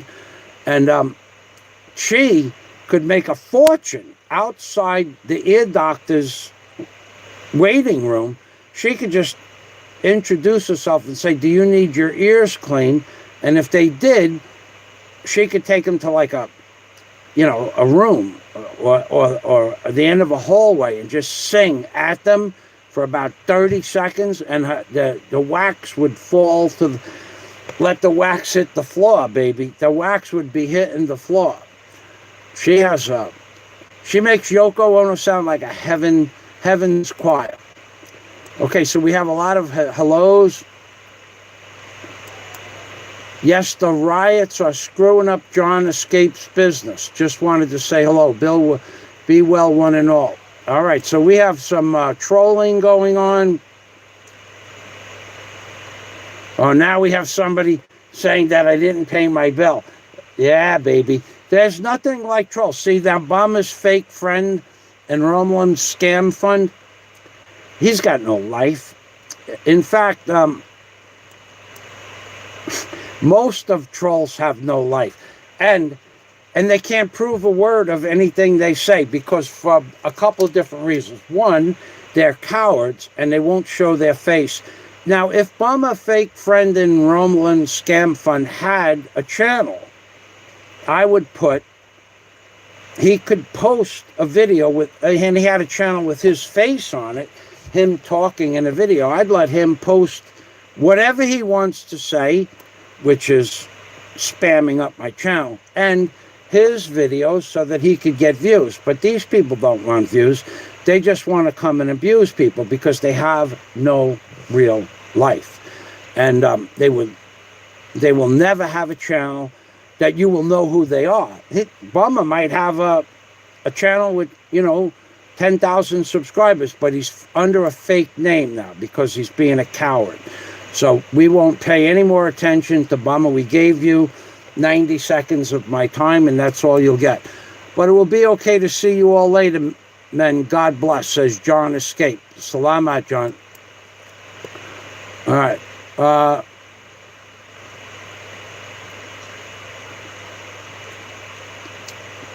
That's right. That's right, Jack. I heard the pot calling, says Warren H. It did. Let me try to get some rules in here, Warren, but Warren always gets a pot banging and a smile, baby. And the smile is because soon Warren's coming to Bahal to pick out colors for the tile in the bathroom and the wood parquet floors that are going to be on the second floor, and the plumbing fixtures themselves. Yeah, Yeah, baby. And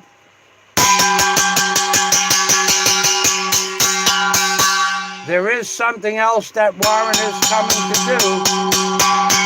Gonna check out the Church of Christians Plus. Remember those 3 rules, ladies and gentlemen. Jesus said, it is better for you to give to Michael Fazio than the other way around. That's one of the 3 rules. Nice chunk of wood. I've been looking for a block of wood. We are way down. Oh, we are way up. This thing scooted back up to the top. Jack Thompson says it's his first bid for wood, $1.99. Scott says, just heard they are tearing up New York City fairly extensively. Wow. Wow. I thought it was in a different place. I don't watch the news. I don't watch the Philippines news. Well, I probably would watch the Philippines news if you could find one in English, but I don't watch the Philippines news because it really doesn't have much to do with me.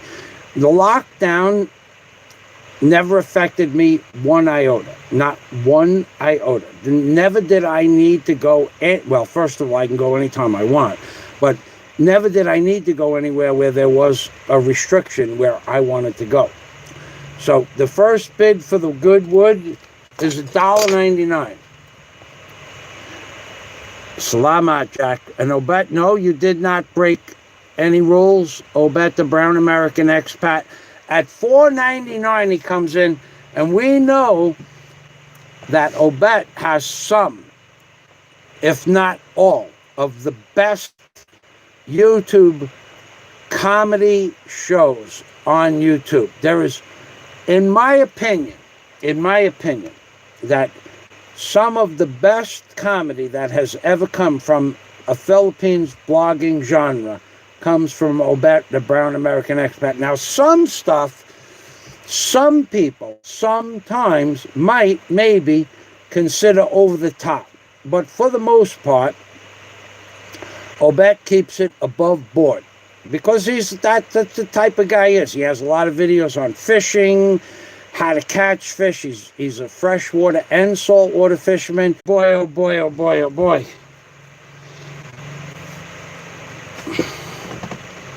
Oh my God. All right, so we were talking about Obet having some of the best fishing shows on YouTube, baby. And some of the nicest boats, too. If you like boats, I gotta tell you, Obet got the boat. So Scott says he predicted 14 days for the delivery of the computer. No, Scott. After it opens up for shipping, then you give them 100,000 peso deposit. Then they will order the computer. And then, Scott, you're not going to believe this, so just hold on to your 4 weeks to 6 weeks to bring it 250 miles from Manila to Bohol. 4 weeks to 6 weeks, 4 weeks, 4 weeks, 4 weeks, 4 weeks, 4 weeks, 4, 1, 2, 3, 4 weeks to 6 weeks, 4 weeks to 6 weeks, 4 weeks to 6 weeks to get it from Manila to Cebu to Bohol. I could, and probably will, fly to Manila, buy the computer, and bring it back. Next question. If I buy the computer in Manila, physically go to Manila and buy the computer, is the warranty covered in Bohol? No one that sells the computer can answer that question. No one. So I said to the lady, can I go to your store in Manila and buy it there, and you register it as a sale from your store? She said, no. You can't win here sometimes. You want to buy the computer. You want to give them the credit. You want to give them their end. No? So they're not sure if it's a global warranty, It says global warranty. There's another trick they do with computers. It says global warranty, right? It says global warranty, but I can buy that computer in America and have it shipped to the Philippines in 3 to 5 business days, but you have to pay an import tax on it. So it's basically the same price as you'd pay here, but it would be here in 3 to 5 days. But the warranty is void. You cannot use the warranty if you buy the computer in America and bring it to the Philippines. You cannot use the warranty, 2-year warranty. So that's one trick with pretty much all computers. But here's the big trick. It's a global warranty. It says it in the description what comes with the computer. 2-year global warranty. So I said to the girl, what does that mean? She goes, it's global warranty, sir. I'm going, well, global means all over the flat earth. Went right over her head. So global means anywhere in the world. I'm not sure, sir. Let me check on that. Well, global means, this is what she came back with. Global means anything in the computer is under warranty for 2 years. Not the computer is warranted globally. But,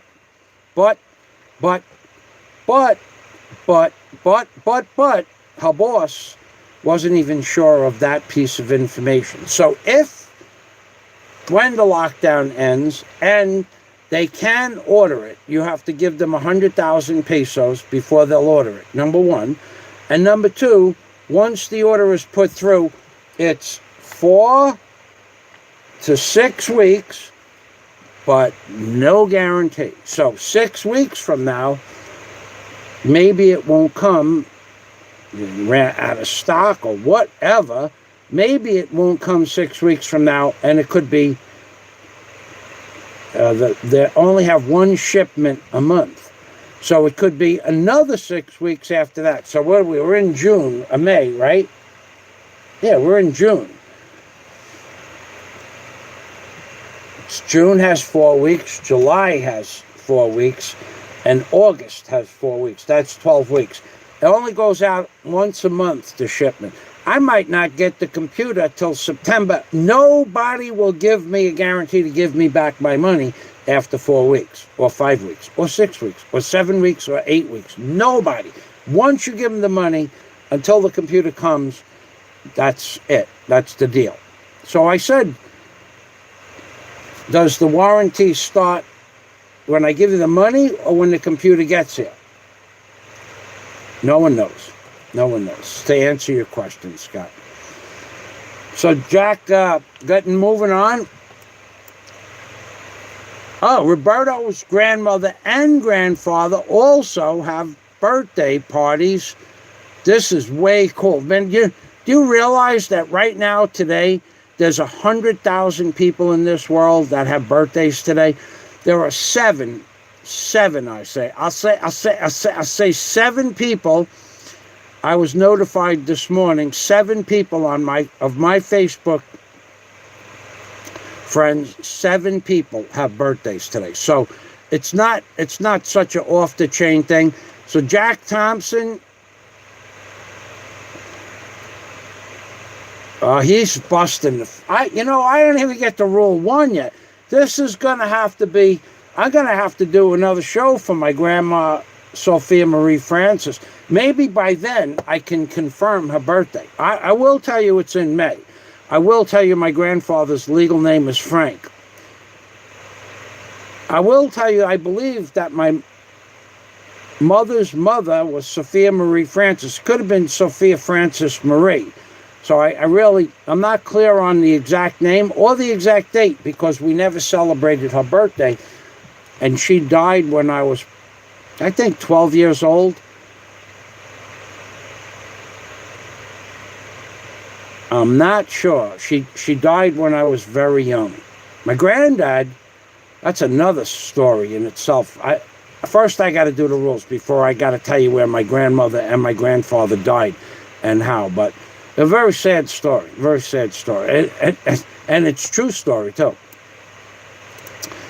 Those people Warren is talking about, the trolls, have no life. Scott Del Fuego says probably because she is a gorgeous lady and doesn't want weirdo freak daddies creeping on her. Oh, there's Roberto's wife. Are you kidding? I understand. I've never seen Roberto's wife, but I understand Roberto's wife to be an absolutely stunning woman. That's the only description I have ever heard of Roberto's wife, is that she is a stunning, absolutely gorgeous woman. So, and that's exactly the kind of crap that these freako, sicko bastards, they thrive on that stuff, to abuse beautiful women. In fact, it's one of the rules. It's one of the rules. I got to get to the rules. Well, okay, I'll keep in the family. The birthday super chats will continue until further notice. Thank you, Jack. Wait, Scott, I didn't bang the pot. The pot makes sound, the super chat come round, baby. All right, so let's spin the pot. The pot makes sound. The pot makes sound, makes the super chat go round.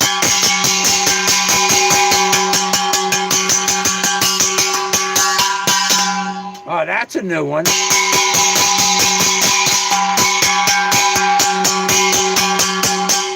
All right, so Obert, when is your party? When is your birthday party? Because I need to see it. I need to see it. And so does everybody else. We all people in honor of my grandmother Sophia Marie Francis and my grandfather Frank, all people who have grandparents named Frank or Francis in the name should be celebrated with honor this year. The whole year, every day, any day, all day, every day. If you want to put on multiple shows, thank you. Jack Thompson, his real name, I won't tell you his first name, but he actually has the name Francis in his name. And he is also the founding father of one of the primary directives. In fact, the primary directive when it comes to Super Chat. Jack Thompson says, I have a birthday coming up on June 5th, and my middle name is actually Francis. Yeah, baby. Yeah, baby. That's the truth, too. That's no joke. Those people have no life, says Warren. The birthday super chat will continue. Obet, the brown American expat. Okay, I'll keep in the family. LOL. You already know that. No one has to tell you that. You are in the professional field where you deal with these sycophants. I remember learning what the word sycophant meant when I was going to be a Marine Patrol agent, and I took the. I studied at Indian River Community College for 4 months, and I had to learn a bunch of words in order to become eligible to take the test to become a Marine Patrol or a Florida Highway Patrol officer, or Marine Patrol agent, or a Florida State Trooper officer. And sycophant was one of the words, and no place better can you use the word sycophant for these people that are going around abusing other people's girlfriends or wives. But it's in the rules. So let me get to these rules. Jack Thompson, here's to the never-ending birthday super chats. Oh my God, oh my God, oh my God. Super chat. I'm going to spin the pot. I'm going to spin the pot for Jack. Francis. Jack. Francis. Thompson. Spin the pot for Jack. Spin the pot. Spin the pot for Jack Francis. Jack, there he is. Jack Francis. Francis Thompson, Jack Francis Thompson, spinning the pot for money for Jack Francis Thompson. Spinning the pot. Salamat, spinning the pot.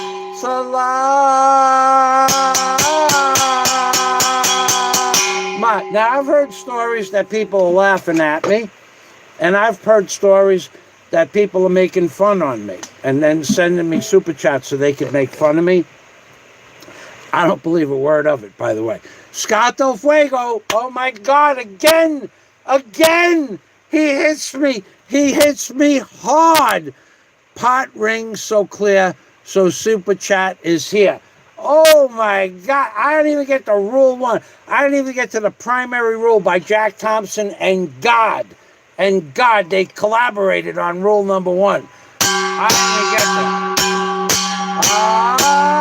The pot rings so clear, so the super chat is here. The pot rings so clear. Super chat is here. Salamat.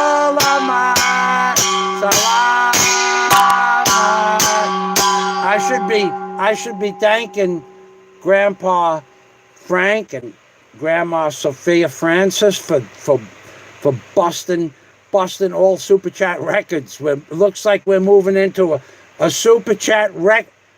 Oh God, there's orange. I didn't even get to the third super chat. You guys don't even want to hear the rules. You don't want to hear the rules because in the first 7 rules, there's 2 distinct possibilities that if you break any one of the first 7 rules, you could be timed out or blocked. And you guys, somehow you know what the rules are psychically, and you're doing this so that I'll never get to the rules. Salamat.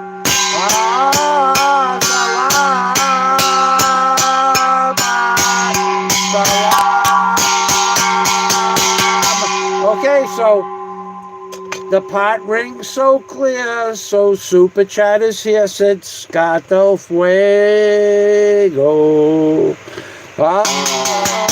Bet the Brown American expat hits it hard today at well over 500 pesos. Thank you, Obet. And we will be coming to your show tomorrow. And then Warren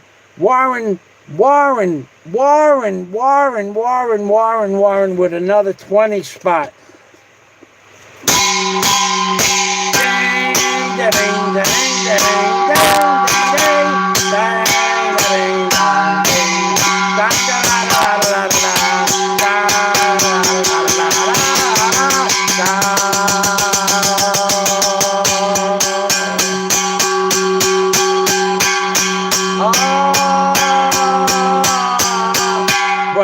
Tell you, you want to hear another story that I heard this week?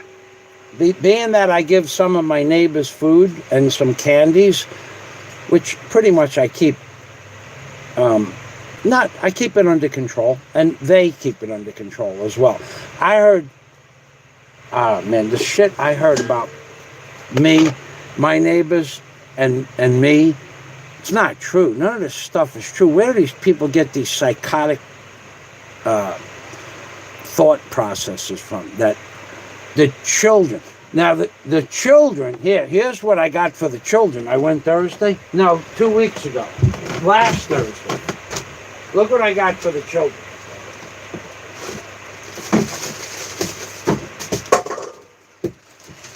I did buy the 420-piece package of candies for the children, the menthol candy.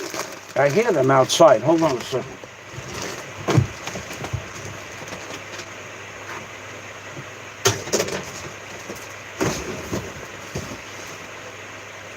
Oh no, those are not children. Those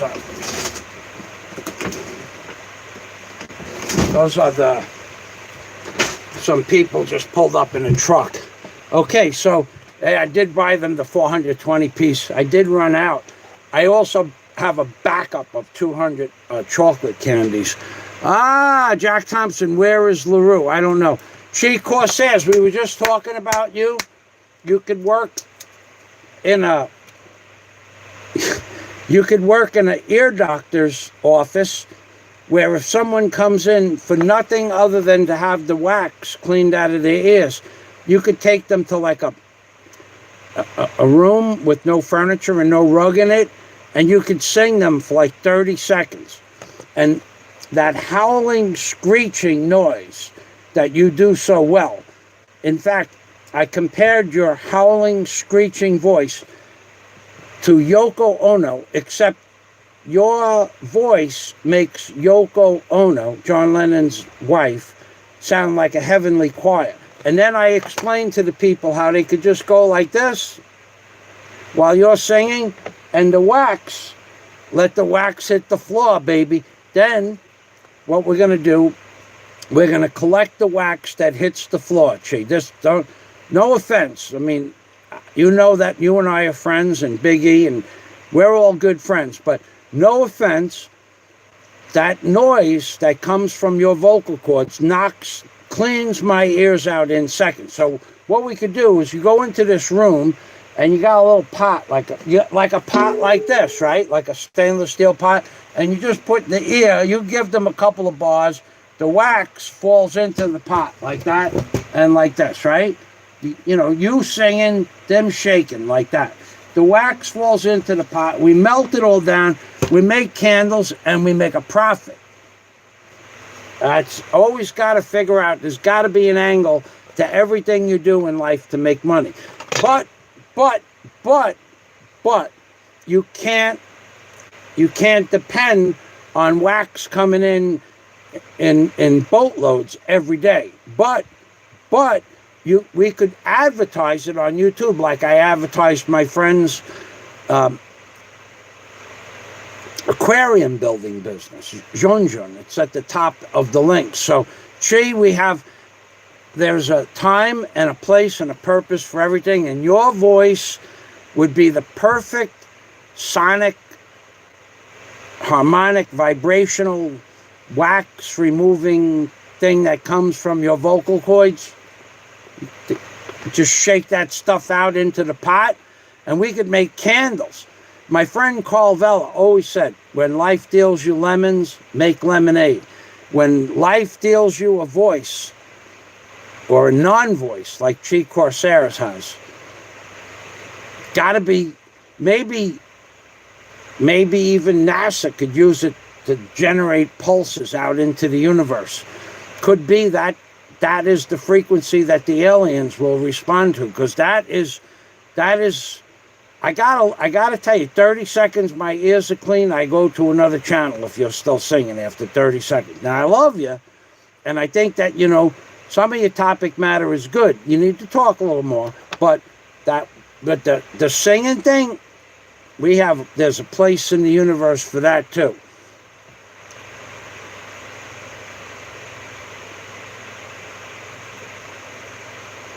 Jason Allen says, can you believe what the riots and looters are doing in Minneapolis, Minnesota, Portland, Oregon, Oakland, California, and much more major cities, burning down historic buildings?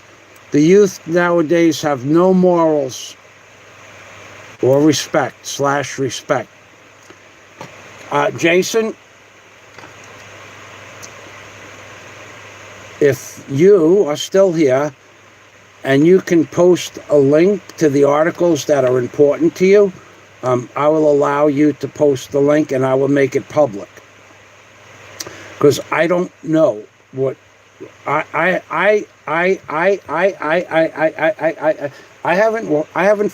don't follow the news at all. I mean, not in America, not in the Philippines. The news has no effect on me. The news. I don't depend on anything in America or in the Philippines that's going to make a difference in my life. So if you will please post a link, I will allow that link to go through. Thank you. All right, Jack Thompson. So we are way up there. See you later tonight on the big event. Big birthday party, says Chi Corsair. She's having a show tonight, too. A birthday party. My God, Chi Corsair. Her show goes on at 6 o'clock, I think, at night, between 6 and 6:30. Thank you, Chi. Thanks for letting us know. Another big birthday party. Now, I saw a birthday party. Jack's saying somebody is raging. I saw a very famous blogger, another very famous blogger had a birthday today. And happy birthday, happy birthday, happy birthday to everybody that has birthdays today. Scott Del Fuego, I will give you a shout out tonight. I got to tell you, I saw Scott on another lady's channel with pictures. I saw you over there, Scott. And she's a very pretty lady. And Scott is making a move here. Scott is coming to the Philippines, and he wants as many 30 minutes of 1-minute videos for Nomad Patriot, baby. 30 1-minute videos, 15 2-minute videos, 6 5-minute videos, 3 10-minute videos, plus the $120 that he gave me last year. I am beholden to Nomad Patriot. Oh my God, we didn't even get to Warren's stupid chat yet, and Nomad comes in and I didn't even get to the first rule of Super Chat yet. I didn't even get to the primary directive. I got to get to the primary directive. I got to get one rule in. I got to, because we have 42 rules. I could be on here, literally, I could be on here. This could be a 12-part series. All right, so I'm back reading my notes, and I have to have notes because there's so many interesting events that happened with my grandfather Frank and my grandmother. Well, she was a great woman. Actually, she was a great woman.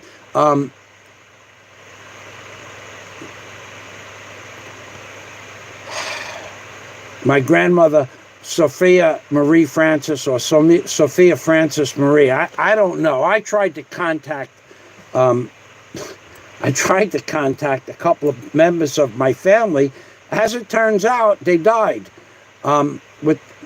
just within the last 2 weeks. Again, dying in my mother and my grandmother's month of their birthdays, and I had not gone on. I hadn't called anybody in a while, a couple of months. Apparently, another 2 members of my family on that side died. And it's not like, well, we talk like twice a year, and we talk twice a year, sometimes a little less, sometimes a little more, over the last 30 years. It wasn't I was closer with my grandparents than I was with my cousins because of their age. Like, I'm going to be 65 this year, and on that side of the family, my oldest cousin probably isn't 47. So I didn't really know who he was or his sister. Okay, so all right, let me just read a little bit from my notes. Also, some odd events happened that will be discussed. Sophia Marie Francis and grandfather Frank I knew much better than on my father's side, as those grandparents died when they were quite young. Now, all my Sunday shows are Super Chat shows. They have always been Super Chat shows. Not so many have been this profitable. And going towards a lot of all this money's going towards the computer. No matter what stories you hear, I don't have to explain it to my friends. Okay, so, however, today's show has a lot of rules that the audience may choose to follow. And the reason being, we are celebrating Grandma Sophia Francis' birthday, and when I find out Grandpa Frank's actual birthday, we will do another Super Chat show for him as well. So Super Chat is optional, but remember, all proceeds, remember, all proceeds go towards the new computer and some editing programs. And that's what I want to buy the computer for. So let me give a shout out to the following people for donating money, big money, to my fund, computer fund, that some people are and some people are not aware of. GE Northcote, $315 US. Warren Hunt, 3,000 Australian dollars. Scott Del Fuego, I will not say what Scott Del Fuego donated, but it's up there. John Escape, major contributor towards the computer. Big E in Cebu. I gotta tell you, Big E has been very generous with me. And again, I mentioned it earlier. I'm glad I had the time to get to know that man and spend as much time communicating with him as I did. Michael. Now, there's a man on my Patreon account for 2 years. 2 years. 2 years. He's one of the largest contributors to my Patreon account. He has never responded to a request of his telephone number so that I could talk to him. He just doesn't care to talk to me. But he's one of the largest contributors of all my members on Patreon. One of my first members of Patreon, and at one of the highest levels. So Michael is that's not the only man. No. There's another man who's right after Michael, Spanky 9067. Nobody higher than that. And also on 2 years. Now I did speak with a few of the men on my Patreon community, but when I sent out a global letter through Patreon, no one responded that they want me to call them. Dave Exline, another tremendous and generous blogger to my Patreon community. Now, a man named Bruce Davis donated $5. These are all the people I could remember in the last few weeks. $5 towards the computer. Thank you, Bruce Davis. Dr. Page High. Dr. Page High is a major contributor towards the computer fund. Gary Kennedy. Now, Gary Kennedy has total donations well over $175. Thank you very much, Dave Exline, Dr. Page High, and Gary Kennedy.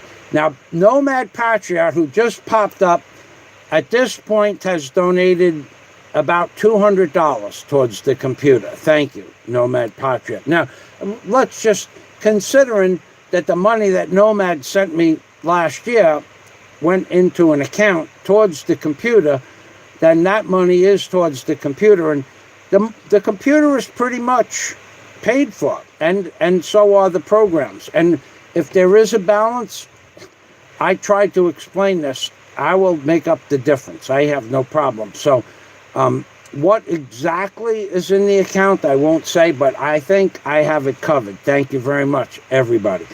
So Carl Vella,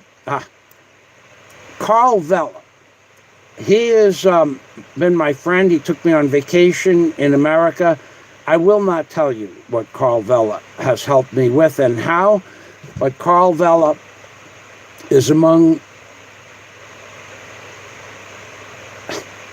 a very generous man. Thank you, Carl Vella. I know you're going to watch this eventually.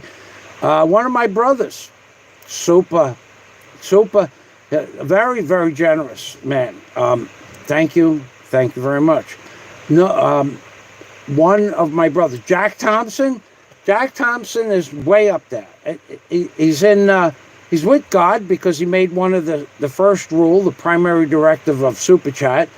Christopher from my Patreon community, another way way powerful pledge from Christopher L's channel on Patreon. Another man who I've offered to speak with on the phone, and yet, no. They don't ask me for information about the Philippines, even though I can give them information on flights and hotels and scuba diving and snorkeling and beaches and what cities to completely avoid. Gary Bowe. I won't say his last name. Gary's up there at the top echelon and has been for 2 years. Thank you, Gary. Steve Ellington. Now, you know Steve. He does the F-Stick News. Steve Ellington. Thank you very much, Steve. Way generous man. Michael was here before. Michael V. Thank you, Michael. Another most generous Patreon contributor. Thomas Grube, major fluctuating, consistent Patreon member, and then a consistent Super Chat member. Thank you. Wes P. Can't tell you how much money that Wes P gave me. You'd be embarrassed. I'd be embarrassed for the amount of money that he... When I went to America, I actually had the pleasure of meeting Wes. He took me to his farm. I have about 20 videos from his farm. I haven't been able to download them. They're in a box and a box and a box and a box. I can't even get to the box. Christopher Knights to King Rook 4, that man, 2 years. He was a member of my Patreon community. I also want to offer him the opportunity if he wants me to call him. He's not a member of Patreon anymore since the lockdown, the nonsensical lockdown. Christopher had to unsubscribe from my Patreon account, but the offer is always there. Big Kevin, major in ways that you don't imagine. Big Kevin has been a big contributor. Chi Corsairs, she's my friend. That's enough contributions for me. Mitch Bromwell has been a major pledger in Super Chat over the last year and a half. Thank you. Dr. Clark Henderson gave me well over $1,500 in advice and mental, reasoning for the infection I had on my foot. A Brit in the Philippines, Chris, has donated a lot of money towards my channel. Thank you, Chris, a Brit in the Philippines. And to be fair, and these people I don't ever want to see or hear from again, but we're going to give them an honorable mention for super chatting me because I could remember that they did. I believe your names should be added to either list, as I can't remember all who have helped me, and so it will be added. Tom and Ruth were consistent super chatters, but I never want to hear from them again, either on their live stream or on my live stream or from super chat. But they were very generous over the years. Thank you, Tom and Ruth. And Philo in the Philippines was also very generous to me in the past. Okay, so now we have an update on the computer. We did that. We did the update on the computer. And now we're going to go on. We're getting close to rule number 1. Well, here is a rule that there is no rule. There is no rule on YouTube that 2 or more people can have shows on any given topic matter on any show at the same day. No shows, whether they are similar or dissimilar, or birthday or wedding celebrations, are conflicting with anybody else's show ever. No shows conflict with anybody else's show. Anybody that believes one show conflicts with another person's show. Let's just say 2 people have the name Francis and they have a birthday show on the same day. Nowhere is it written in any rule book anywhere in the world on YouTube or Facebook that 2 different people can have birthday shows if their name is Francis or Frank or Marie or Michael or Jack or Scott or Dave or Blue Rose or Nowhere, I looked, I can't find it. So, end of story. Now, the rules are as follows. This is the rule. This is the first rule. So, you have to understand this rule is in the book. On with the rules. Note, all rules are discretionary. Discretionary policy can refer to decision making in both monetary and policy and fiscal policy. The opposite is a commitment policy. So let's get this rule in there. That's just the preface for the rules. But rule number, the primary directive. This is the primary directive. This is rule 00000. Primary directive is the 42 rules can be added to at any given moment. There are 42 rules. The movie 42 is the answer to all known knowledge in the universe. The answer to the ultimate question. The Hitchhiker's Guide to the Galaxy is akin to Super Chat on demand. So let's get that into the record book right now. Let's get that in the book. Oh, we have 485 characters. That's too many. So that's too many. 296. Boy, oh boy. Maybe we could fit it with this. This is the primary directive rule. No, that's 310. Jeez, there's a lot of letters there. Those are small letters. All right, I'm going to have to do this a little different. Okay. Let me get this. Let's copy this. I'm going to have to do this in 3 parts. Okay. You guys. Oh, God. I have to stop. Oh, my God. Oh, my God. There's a red. Oh, God. The hell with the rules. Let's sing. Yeah, baby. Holy macaroni. Holy macaroni. Nomad Patriot hits me with $100 super chat, which brings us up to oh God, I'm putting the pot on my head, baby. I'm putting the pot on my head. As soon as I'm done, holy oh God, look what he's doing. He was screwing up the rules.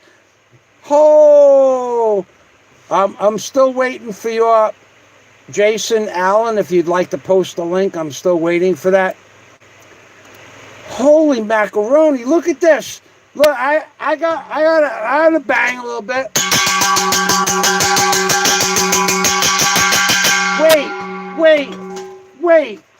Wait! I'm banging. I'm yellow glassing it. This is the kind of super chat that Warren, I had to beg Warren not to do this. I should have begged everybody. I should have posted the rules already. Then you would be breaking the rules, which are at your discretion.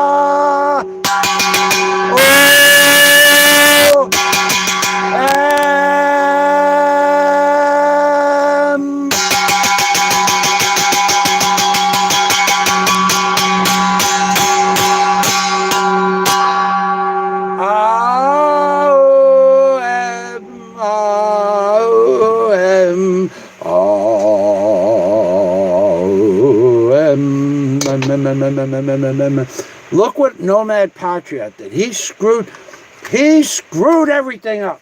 I was just getting to rule number 1. He gets in under the wire. Here is Frank's birthday super chat bit. Since he doesn't want it, I will give it to you in Grandma's name. Salamat. Oh my God. That's a red, baby. That's a red. Red.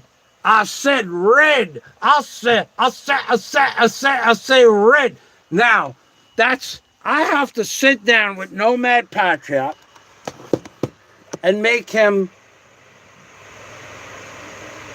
5 hours of videos. We're going to have to live stream from Alona Beach the next time he comes to the Philippines. Nomad, thank you. Salamat. Thank you, Nomad.